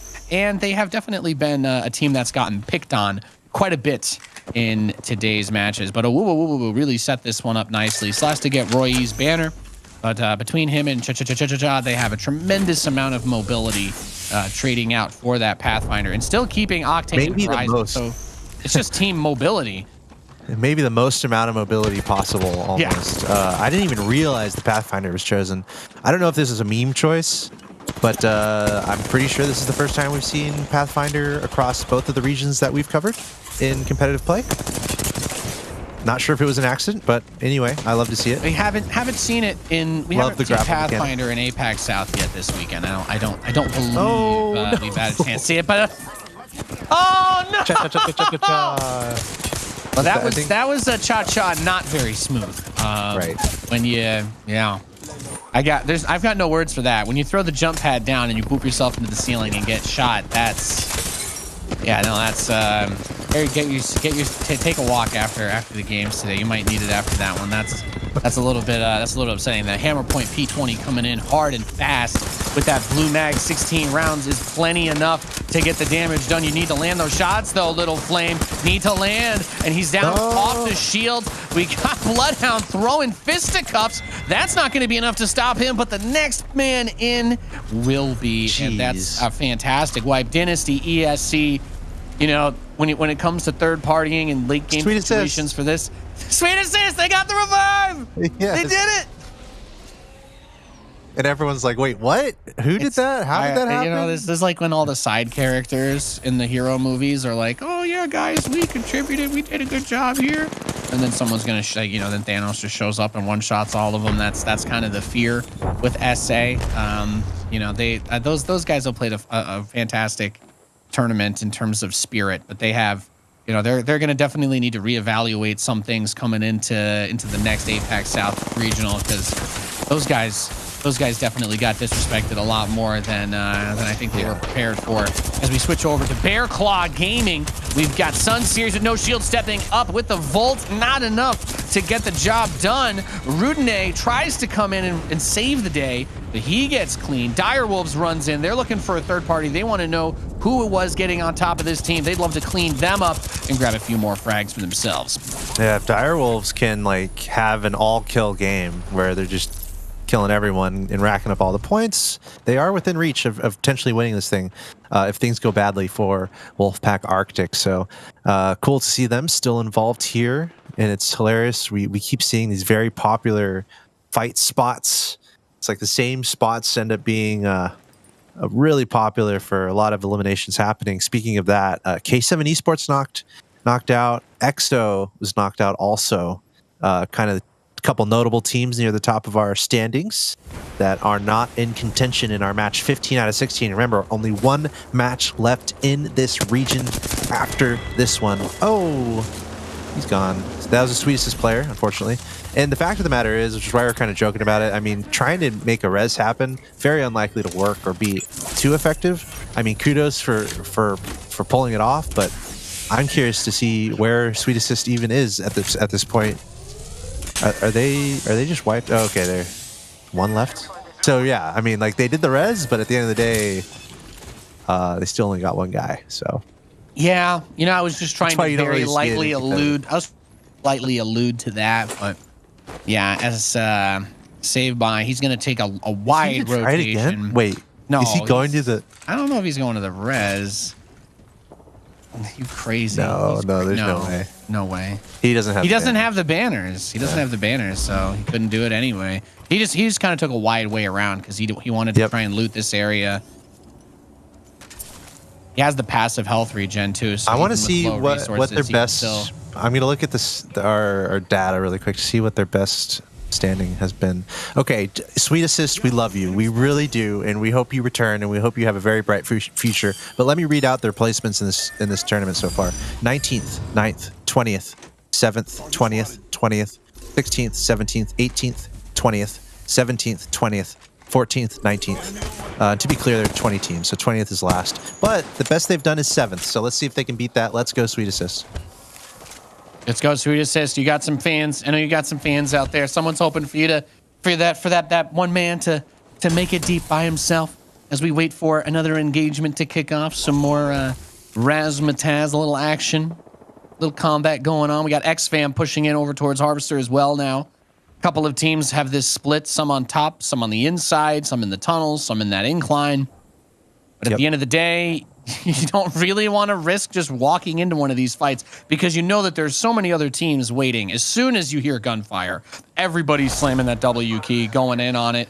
And, the last thing that you want to do is get a double kill or something like that and then get hit with 3 arc stars at the same time. That's the type of Nani moment you want to avoid in Apex Legends. Someone is trying to make it in from the storm. It looks like a team trying to rotate in there. Thame, TH on top of it. Caustic still in play. I'm a little bit surprised they're not...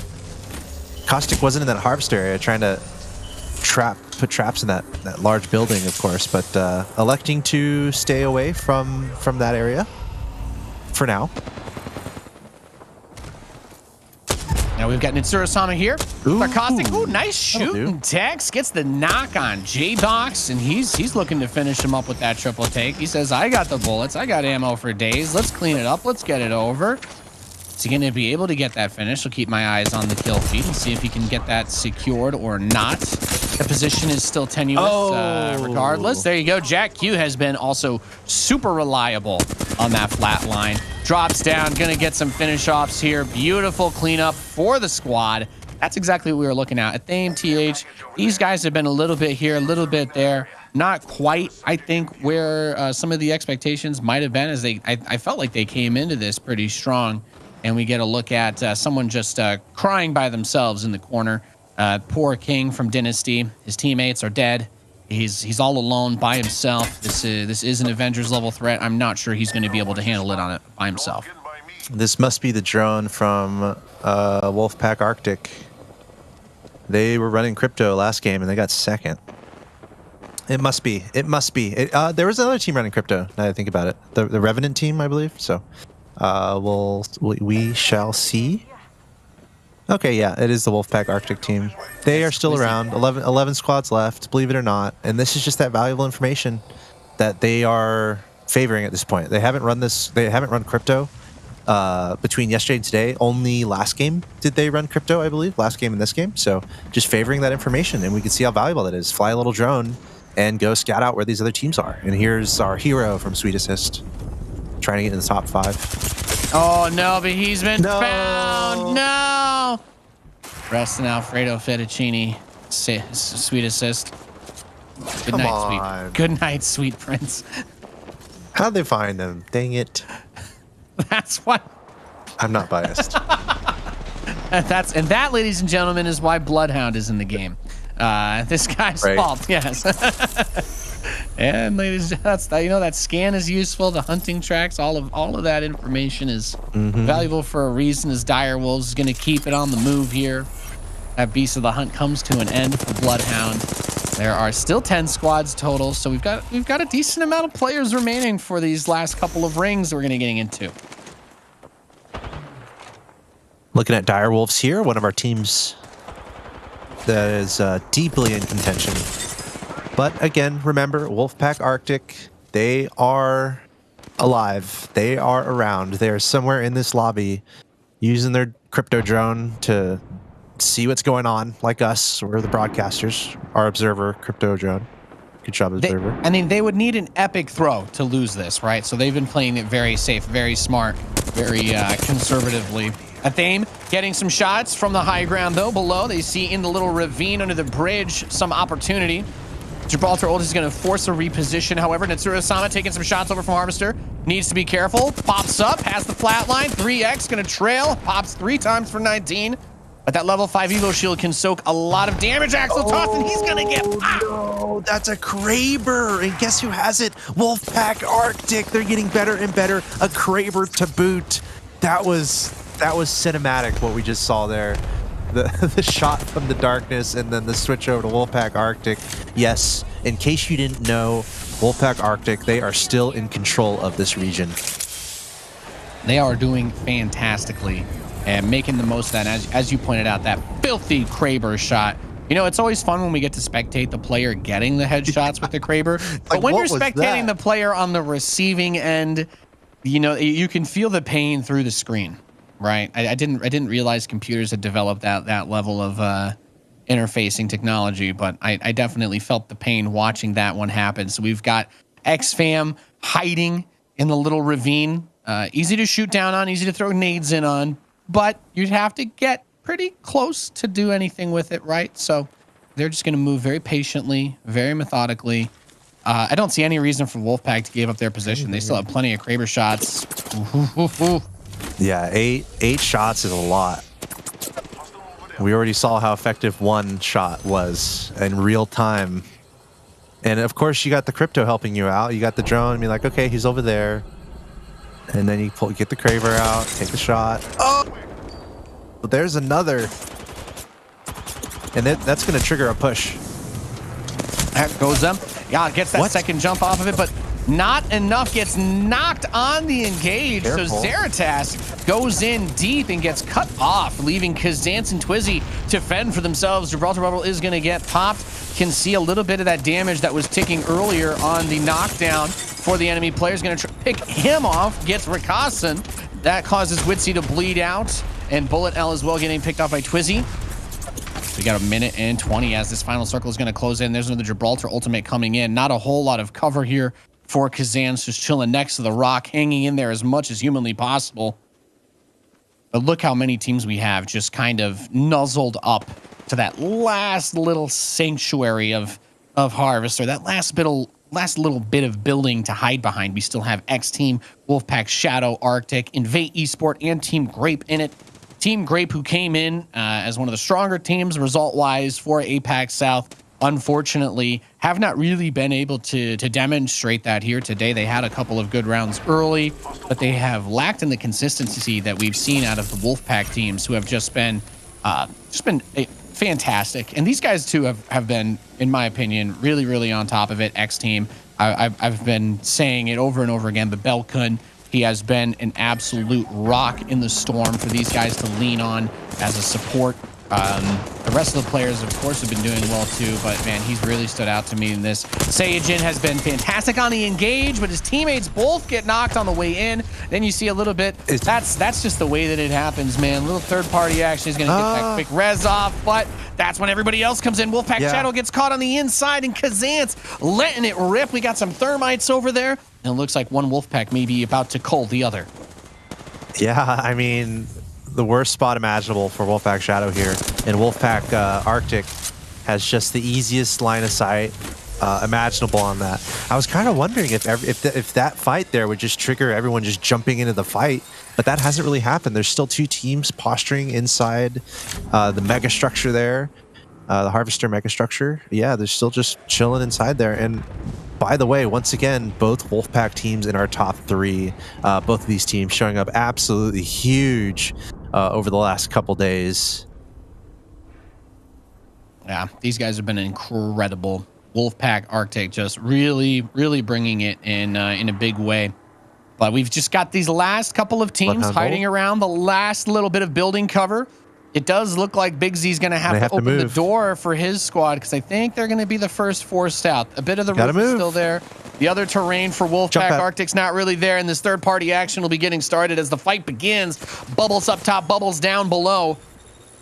Kazance doesn't... Does he see that? I was going to say, Laham was right on top of him. So they're going to jump on top of the other squad, which gives Wolfpack Arctic the opportunity to walk in and mop them up. Beautiful play. And that's another win for Wolfpack Arctic in the second to last round.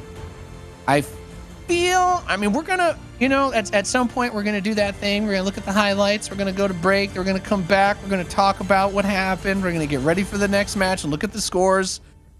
But I feel like this game for the scores is going to do pretty much what they needed, and that's seal the deal for first place, because Direwolves was not the team that I saw being as I don't know, as dominant. They needed to win out, I feel like, and the fact that Wolfpack Arctic was able to get that done was just amazing. And another great look at this jump pad. That's Nathaniel's jump pad. If you guys wanted a preview of my Octane gameplay, it's a little bit like that.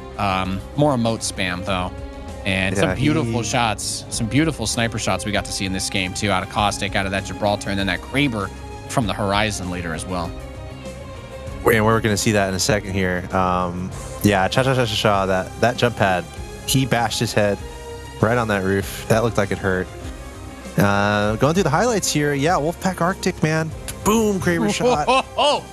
That was a nice one. We had one earlier where we got to see the other side of that. We were literally on the sights of a bad guy, and then we see him get taken out by a Kraber, and it's like, who is it? Well, Wolfpack Arctic. And then at the end there, it's like... And Mastiff to close it out. Almost, so that was... It almost felt like inevitable, where it's like, you know, you're thinking about Wolfpack Arctic, how well they're playing, and then you're seeing this fight unfold, and it's like, wait a second. This is kind of going Wolfpack Arctic's way. They were playing it perfectly. They were being the third party. They were kind of playing a little bit passively, letting that fight unfold just a little bit, and then jumping at just the right time. Nathanius, it's a good team, believe it or not. I don't know. I mean, I'm being super world's edgy fantastic here, but I'm just glad, like, the thing that we get to see with a bit of the replays is the other angle of that, where he went in with the Mastiff to close it. But we're going to take a quick break. We're going to tally up the results and get ready for the final round for APAC South. Ladies and gentlemen, you're watching the GLL Spring Masters. We'll be right back. Welcome back once again, ladies and gentlemen, to the GLL Spring Masters here for Apex Legends.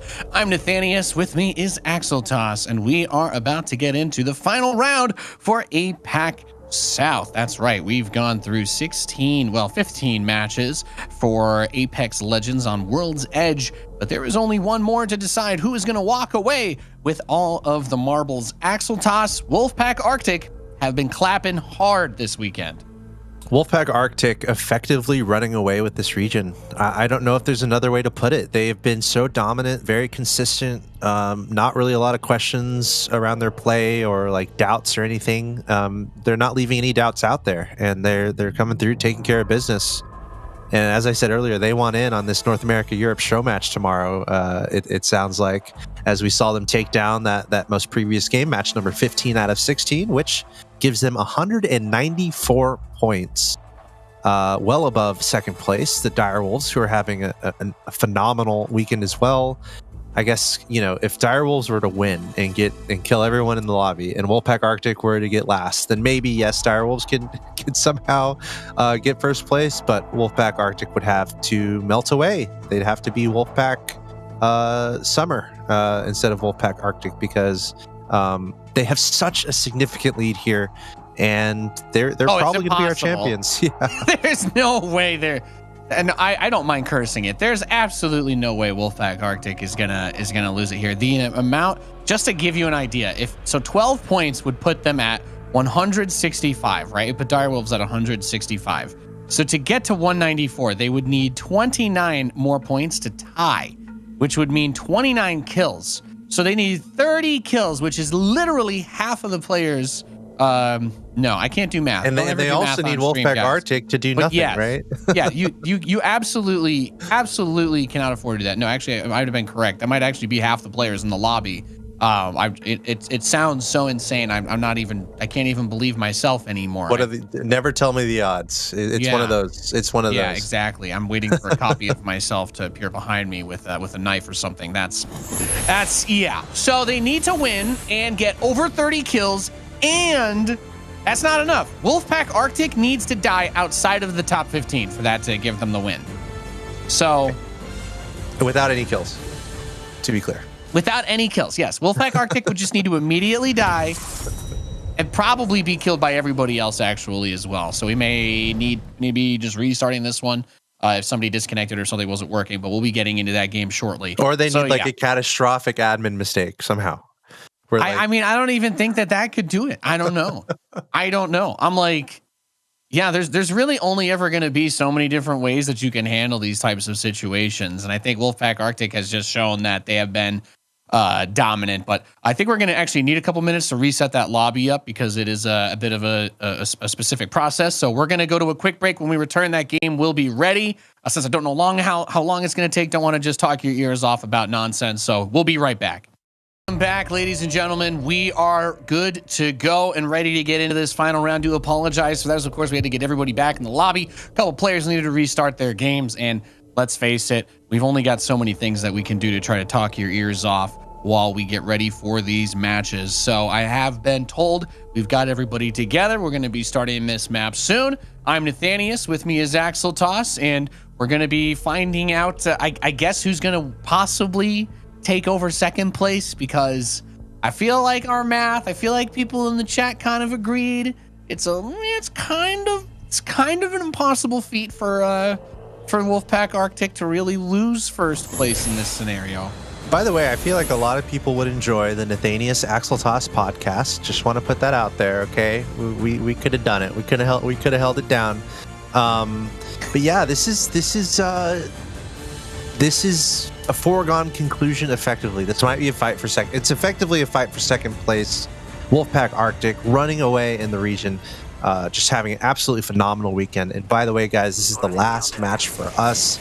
We've covered 8 matches yesterday, 8 matches today, all in the APAC South region. The European finals, I believe, are coming up next. And then after that are the North American finals, all here on this channel. So a ton of Apex Legends still coming your way. And then we're going to be back tomorrow covering the North America versus Europe show match, which should be really interesting. And that'll be 2 hours from now tomorrow. So 26 hours from now. Set your timers. Nice. Yeah, that'll be a lot of fun. I think that one starts at 9 a.m. Pacific. We looked a little bit at the map, of course. Those have been some of our, or maybe that's our call time. I'm not 100% sure. The documents read a little different for the casters. They like expect us to show up before the show starts. You know, I thought we were like Twitch chat. Like when they press go live, we just come here and just talk and just say whatever, and it doesn't matter whether we know what we're talking about. But apparently, I was wrong about that. This K7 Esports over here in the Northeast. It's been a pleasure following these guys throughout today's and yesterday's events. Don't worry, Sweet Assist is already dead, so we don't need to talk about that. But yeah, cha-cha-cha-cha, woo-woo-woo. It has been a lot of fun watching you guys kick some butt. Oh, there's a dog. He's got a little cha-cha-cha going on himself. No one tells me these things are going to happen, but I appreciate that. Thank you, production. You guys are fantastic. I believe they took out Sweet Assist, by the way.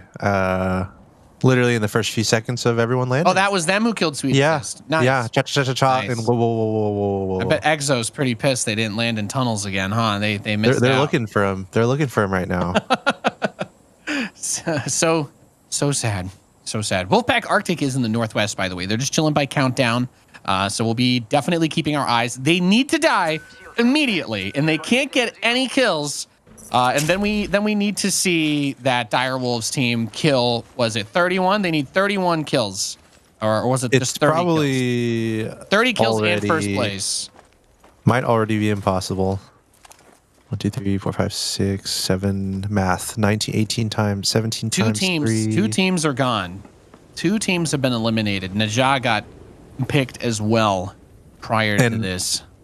One of those teams eliminated is not Wolfpack Arctic, so this very well might be. I mean, we can think of this as a fight for second. Direwolves, once again, to remind everyone, Direwolves, they're in second place right now, closely followed by Wolfpack Shadow. Grape and we are Trash technically in contention as well, being in the top 5. X Team and EXO are also in that vicinity of the top 5. So those teams are really who we're going to be watching. Like EXO would love to play well here and get a top 5. Also, EXO doesn't have a win yet during these during the 16 matches, the 15 matches we've seen between today and yesterday. And obviously, everyone loves whoa and cha-cha-cha-cha. So K7 Esports, they are also in contention to be in the top 5. So they would love to have a huge game.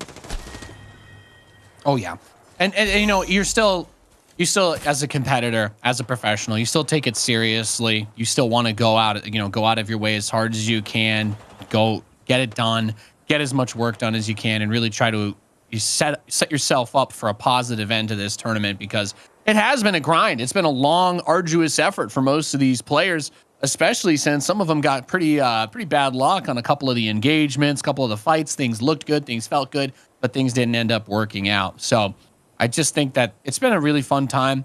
And like we said, and like Axel Toss has been saying, we had 16 rounds total. This is the 16th and final round. The determining factor for who wins is quite simply just total points based on placements, based on kills. No, there is no match point, nothing like that. Whoever wins this one final round doesn't close it all out, but the points that have been earned over the course of this weekend have really solidified Wolfpack Arctic in a beautiful spot. As we take a look at Dynasty, ESC, these guys have kind of been, they've been getting a little bit later into the rounds today, but came off pretty cold yesterday. We didn't really get to see, I felt, enough of them. Composition-wise, nothing really felt off. Their fights have been okay. I just think maybe the speed of some of these other teams has been a bit overwhelming for them. Just got to find a Kraber or something. I mean, it's kind of funny because Wolfpack Arctic, literally every time we pan over to them, they have a Kraber or something in their hands. It's happened a few times in our matches. So again, all this consistency is a combination of a bunch of things. Rotating properly, finding those care packages, listening for third parties, pure mechanics. Speaking of which, I believe a few of these teams are streaming. So if you guys want to check out and support some of these players, I definitely encourage you to check out the content that they make and definitely show them your support. I see some people in the chat listing the names of some of the players who are streaming, and I believe they mentioned the members of Wolfpack Arctic are actually have their streams up, I believe. So definitely check out and support all these players who are streaming their gameplay. Yeah, definitely worth doing. Should definitely check that out. We got Player K landing a couple of shots. Team Exo getting into a scrap on West. Guys are trying to trail some bullets out of that flat line going up, but no hop-ups, no attachments. Make it a little bit tough. Comes off the side for the flank on King, but Jaro is knocked. Needs to try and keep his teammate alive. 23 seconds left on that ult, so plenty to work with. Uses the portal to try and bring it all back. Get Jaro on the inside. Let him get that res up if possible. But these guys have been playing this cliffside quite tenaciously. Not that there's a ton of gear or anything over here. Like, there's plenty of building cover in Geyser, but that high ground, if you try to go outside, if you want to take that fight, I think it could end up being a little bit of a mistake for Team Exo. So they definitely want to make sure that they're not getting baited too hard in this kind of situation, because they're one of those teams, if they pop off, if they get some huge kills, maybe this is their opportunity to try to climb up the ranks a little bit. Kind of playing footsie using that portal. Not necessarily committing just yet. And now we're looking over here. Wolfpack Arctic not going with the crypto this time. Going with the Revenant, Gibraltar, and Octane.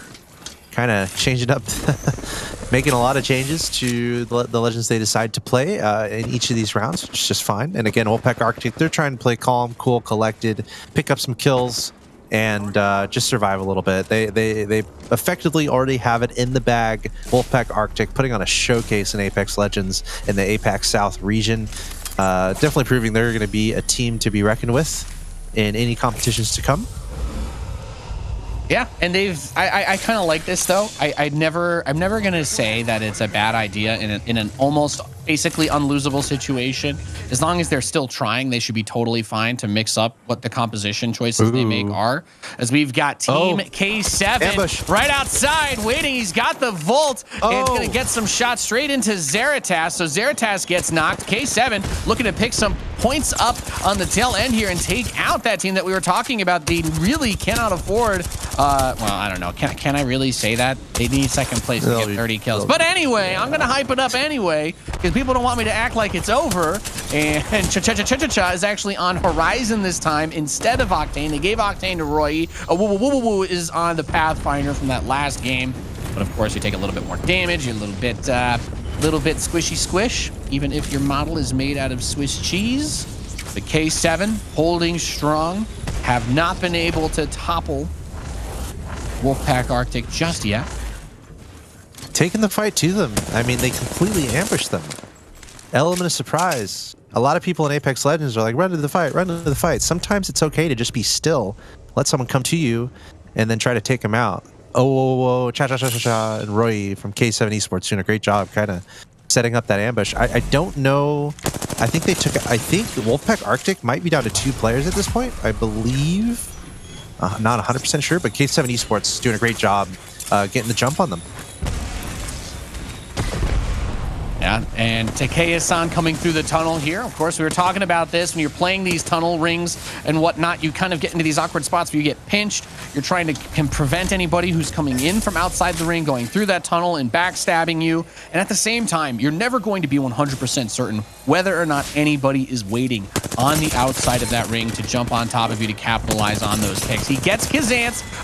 Takes down Kazance, gets the knock on Twizzy. This is a really big opportunity, getting some Wolfpack Arctic kills, yeah. And I don't actually think that he was able to escape off the other side. So did one of them get away? Is that a full wipe for Team Arctic? I think it might be. Yeah, Wolfpack Arctic is out, so no placement points. I don't know 100% if they were able to grab a kill on the way out there, but now all we need is Direwolves to get 30 kills, and they could tie for first place. And they need to win as well. Let's keep that in mind. They need to win. It's like 45 points or something that they need to grab in this final game. Never tell me the odds. Never tell me the odds. So I'm curious about our K7 Esports squad here. That's not them that we're looking at, but they're deeper in the tunnel.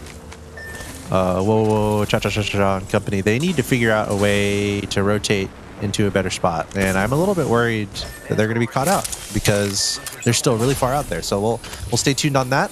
A lot of late rotations into this circle. And we've got Bastion over here on the Octane, gets the shield battery through, has a turbocharger on that Havoc. You've got to be wary of that. A pretty tremendous amount of firepower. 100 extra rounds in tow is very nice to have on that energy mag.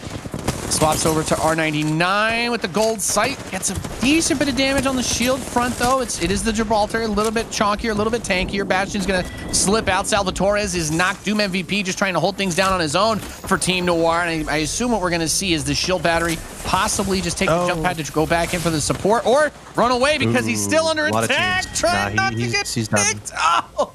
Pigeon shooting. Wow. Pull. Rack him up. Got him. Nowhere to run there. You can be Octane and you can throw any jump pad you want, but if there's teams shooting at you from all directions, that's going to be hard to get away from that. Yeah, not a whole lot you could have done there. Trying to jump away is one thing, but of course you're very, very visible when you're flying through the air. And the bad part about being visible in a game where there are pro players is that they know how to aim. So, well, should know how to aim. We've seen a couple of whiffs here and there, but I think that's also just the pressure and the stress. The competition has been tremendously fierce. Gibby Ult pinning them inside a little bit. We see Takei and San with Team PK and those gamers in the other building across the side. So we've got about 4 teams in a reasonably close proximity, maybe a little bit more. Team Exo isn't too far away. We've got Cha-Cha-Cha-Cha fighting on the inside of this station. Some bullets coming down from the roof. They're going to need to reposition. There are, of course, the stairs on the side entrances of this building. If you want to try to force your way up, they did get a knock. Roy going to try to go for the finish. That blue shield takes a little bit to punch through.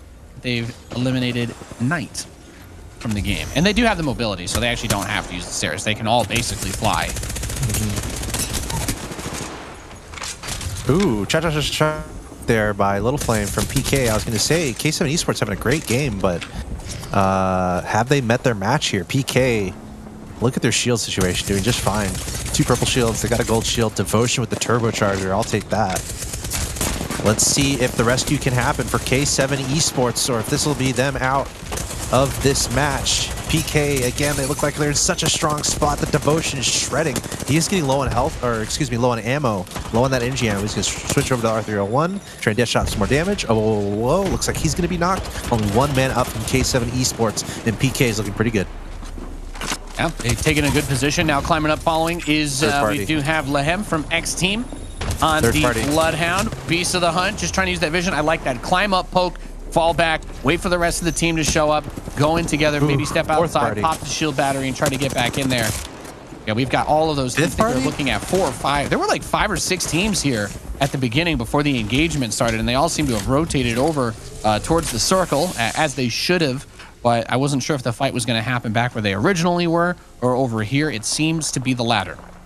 I think our heroes, K7 Esports, probably not coming out on top during that altercation that just happened. X Team, they were like the third party, and they're running away from the fight. That's how many more teams are involved here. PK still holding strong, decent shield situation, decent amount of ammo. Also, I'm wondering about Little Flame's energy ammo count. Right now we're seeing his R301. I have a feeling he doesn't have too much ammo on that devotion, so gotta be careful about that. Maybe not the best ammo situation here for PK. Let's see if they can get out of this situation. He's got the jump pad available, but that's a lot of damage happening from above. Trying to get his shields up. Also stimming. He almost got knocked there. He did get knocked. Oh, brutal. Tried so hard to get it going. Hiei wanted to save the day. But unfortunately, his life is the one with which he has to pay. Inside the ring, we're getting a look at those Roy guys. is still up. Roy from K7. Whoa. I think. Wait, are they all still up? K7's been making it happen. It was the other squad that just got rocked there. One down. Unfortunately. Yeah, it was is down, yeah. It was a tough fight. It was a very, very tough fight. But the other 2 of them are still up. The inside of that building just became a bloodbath. Wolfpack is actually still there. They're kind of just barely crawling out on the top, I think. Oh, chasing the inside the ring, Emilia's. Player K is going to get him. EXO, they're kind of together. They've got decent shield situations. 7 squads left. Wouldn't this be a great one for EXO to win? Direwolves, by the way, for everyone. We're done to 7 squads already. I don't know if we noted that, but 1 player left from Direwolves. They were the team trying to close the gap. I think it's all, but it's definitely a conclusion at this point. Wolfpack Arctic are going to be our champions of APAC South, but now who's going to get second? Who's going to get in that top 5? EXO would love to win. They have yet to have a win during the 16 matches from today and yesterday. This would be a huge win for EXO. Let's see if they can pull it off. Now player K going for it. The shield's going to cancel. Gets 57 tracked onto the opponent. It looks like just about 20 or so on that gold armor. Trying their best to get everything back up together. Rocky does get knocked. It's Jaro and player K very low on health, high on shields, but they're unable to close this out just yet. Goes for the scan. He's going to try and move up on the flank with that flat line. Has the purple mag. Plenty of bullets to unload and a great cleanup there. He hits 1,000 damage. Player K's dished out 1,000 damage in this game. 1,200 for the teammate that's knocked. These guys have really been pushing the pedal to the metal. As we take a look back over at Team Grape, running around this. I love the beautiful scenery out here as they make their way towards that next circle, as it's getting very small, but also very, very kind of out in the open. So whoever runs into the middle of that is going to be exposed to anyone on the high ground outside, waiting for that circle to push all of them in. Still a couple full squads over here. Looking at Bearclaw, all red shields. They're going to be feeling good about that. Probably listening for a third party, looking to make a fight happen. Only 4 squads remaining. I'm not sure if K7 is still involved. We know that EXO is still around. Yeah, K7 has been knocked out. Wolfpack Shadow gone. Direwolves out. Invade only 1 remaining. I think that was that Gibraltar we're looking at. Yep, looking at him right now. Leaving Grape, EXO, and Bearclaw. Bearclaw might have the advantage just because of their shields right now and maybe their position, but look out for EXO to take this match personally and pretend that this is last match wins, that is not the format here. It's an overall points format, but maybe EXO can pretend if they win this match, they win the tournament. I mean, at the end of the day, if first place is that far, you may as well put everything on the line for trying to get up to that second. The prize money is still nice. You still want to move up as high up as you can. The results will be good. Of course, you know, these guys have careers. They're trying to do their best to make sure that they're ready for the next tournament that's going to come after this. And like we've been saying, you know, Apex is about to get a big shakeup while we're waiting for this next fight to get underway. You know, they've got some huge stuff coming with that season, that legacy season that they're dropping, the release of Valkyrie, Arenas mode, the bow, and of course, bringing Peacekeepers back into regular loot tables is something that's, I think, is that happening too? I think to the best of my knowledge, yeah, that was what I was hearing. I am from Pennsylvania. I can't really read, but I do think that one was in the patch notes with the other ones. And you have another character that can shoot a grenade off of their arm Hopefully, well, since you can fly, it should be a little bit better than fuses, but we'll see. I'm ready to be about we're a few days from that happening, so I'm sure a lot of people excited for that, and also new format changes coming to the game, at least new modes available to play, new potential competitive modes. We might be commentating some new formats, some new game modes at Apex Legends, so I'm excited for the future, but we'll have to see how this finishes up. 4 squads left. EXO, they would love to win this. I'm sure we've got some Aussie fans in the chat. We haven't had an Australian team win in a match, and EXO getting fired upon. That's Bear Claw Gaming. They've been chasing them, hunting them like a bear with their red shields. They've got to be feeling confident, and remember, they've got high ground too, so they're in a pretty nice position. I'm not feeling great about EXO. It timed the horizontal perfectly there. Timed the horizontal perfectly with the end of the bubble, pulled them all to the side. Easy cleanup on Team EXO for them. So Bear Claw Gaming looking fantastic here. They're taking it up. Only one other team left for them to go and try to take down. They know where all of them are. They're just on the other side by those supply crates. Their team is split up a little bit. We've got Big Z and Bunny Hop, but these guys don't really have anywhere to run. And they're up against level 5 Evo Shield. Sun Series takes a bit of heat. They're going to throw the bubble down and try to make that push forward. Rudine coming in off the R99 is going to get the one knock. Looking for the Gibby next, and that is going to be it. Bear Claw Gaming will take the final round of today's Apex Legends APAC South Grand Finals. And that brings us a wonderful cap to an incredibly hectic event. This started off pretty conservative yesterday.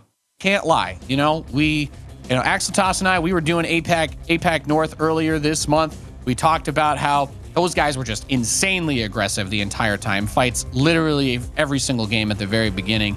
We came over to this round. Unfortunately, even with Wolfpack Arctic taken out early on, we did not see Dire Wolves get first place and 30 kills. So Wolfpack Arctic is definitely going to be your winners today as far as point standings go.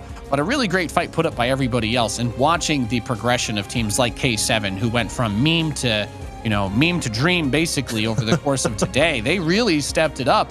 And it was just a really exciting, dynamic array of games to watch. A lot more chaotic than your typical, more slow, standard EU, NA, rotation-based 15 teams in the final circle play. Yeah, it was a lot of fun. A lot of different play styles. We saw a lot of different legends being chosen by different players.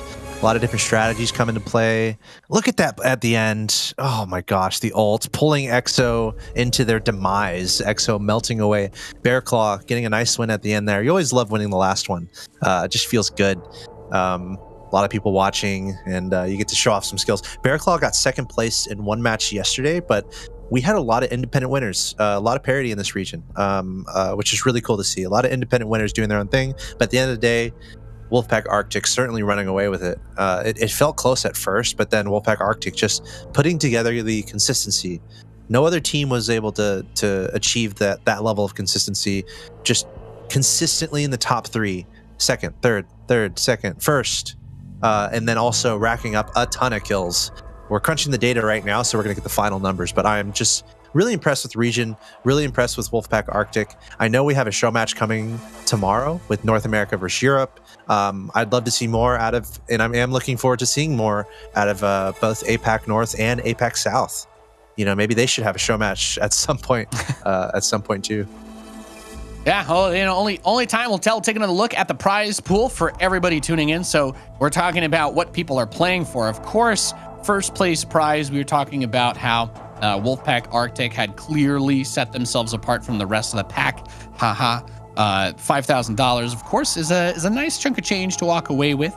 But playing for second place is also not too shabby either, when it's still $2,500 and even all the way down to 5th. So players, of course, were trying to win. You obviously want to get up as high as you can. Just because you can't get first place does not mean that you're not going to be able to still walk away with something. So but like we were saying, in order to make those 40 points, you're going to need that first place 12, right? And then 30 more kills to catch up with that massive difference. Here are your scores for round 16. Bear Claw Gaming with 12 points and 11 kills gained 23. Fantastic, great, grand, wonderful. Wolfpack Arctic actually did not get any points in that game, but unfortunately, Dire Wolves only scored 4. They got 4 placement points, no kills, and that leaves them with not enough, I believe, to overcome it. So as we take the final tally, Wolfpack Arctic with 194 total points, 95 placement, 99 kills. You know, breaking into triple digits is fun, but honestly, I think the 99 is still plenty enough to brag about. Congratulations to them. Direwolves do secure that second place prize, so that's fantastic. 2,500 going to them. And Wolfpack Shadow in third place, followed, of course, by prize money winners We Are Trash and Grape. So yeah, Wolfpack Arctic gets some revenge for ALGS. They are now on top here in GLL Masters Spring, and I'm very excited to see how they end up performing through the rest of the year in the other APAC events. I was looking really closely at the fight for top 5, and you can see only 1 point separating Grape and EXO for that 5th spot to get that prize money. It's so close at the end there, and we saw EXO really step it up in that last game. 10 kills, a fair amount of kills, honestly, and getting a nice placement in the match as well. Also, shout out to K7 Esports, certainly a fan favorite. They went pretty huge in that last game. Honestly, they were pretty fun to watch. Like, they were picking some good engagements, having some nice fights, some pretty dynamic play. So cool to see K7 doing pretty well, but not. They weren't, you know, you could tell they were trying to go for top 5, but just barely weren't able to edge themselves into the top 5. Yeah, and hey, it's still a fantastic effort put forth. You know, I think the biggest things that I tried to keep track of, or I was paying attention to between yesterday and today, it was really nice to see that progression of some of those teams stepping up, and they've just done an absolutely fantastic job. So that brings us to the conclusion for APAC South Grand Finals. Coming up, there is still going to be the conclusion for EU later today, and then after that, the conclusion for NA. And we are done commentating for today, but we will be back tomorrow for the NA versus Europe show match. So that should be a lot of fun. It'll be a little bit later for us.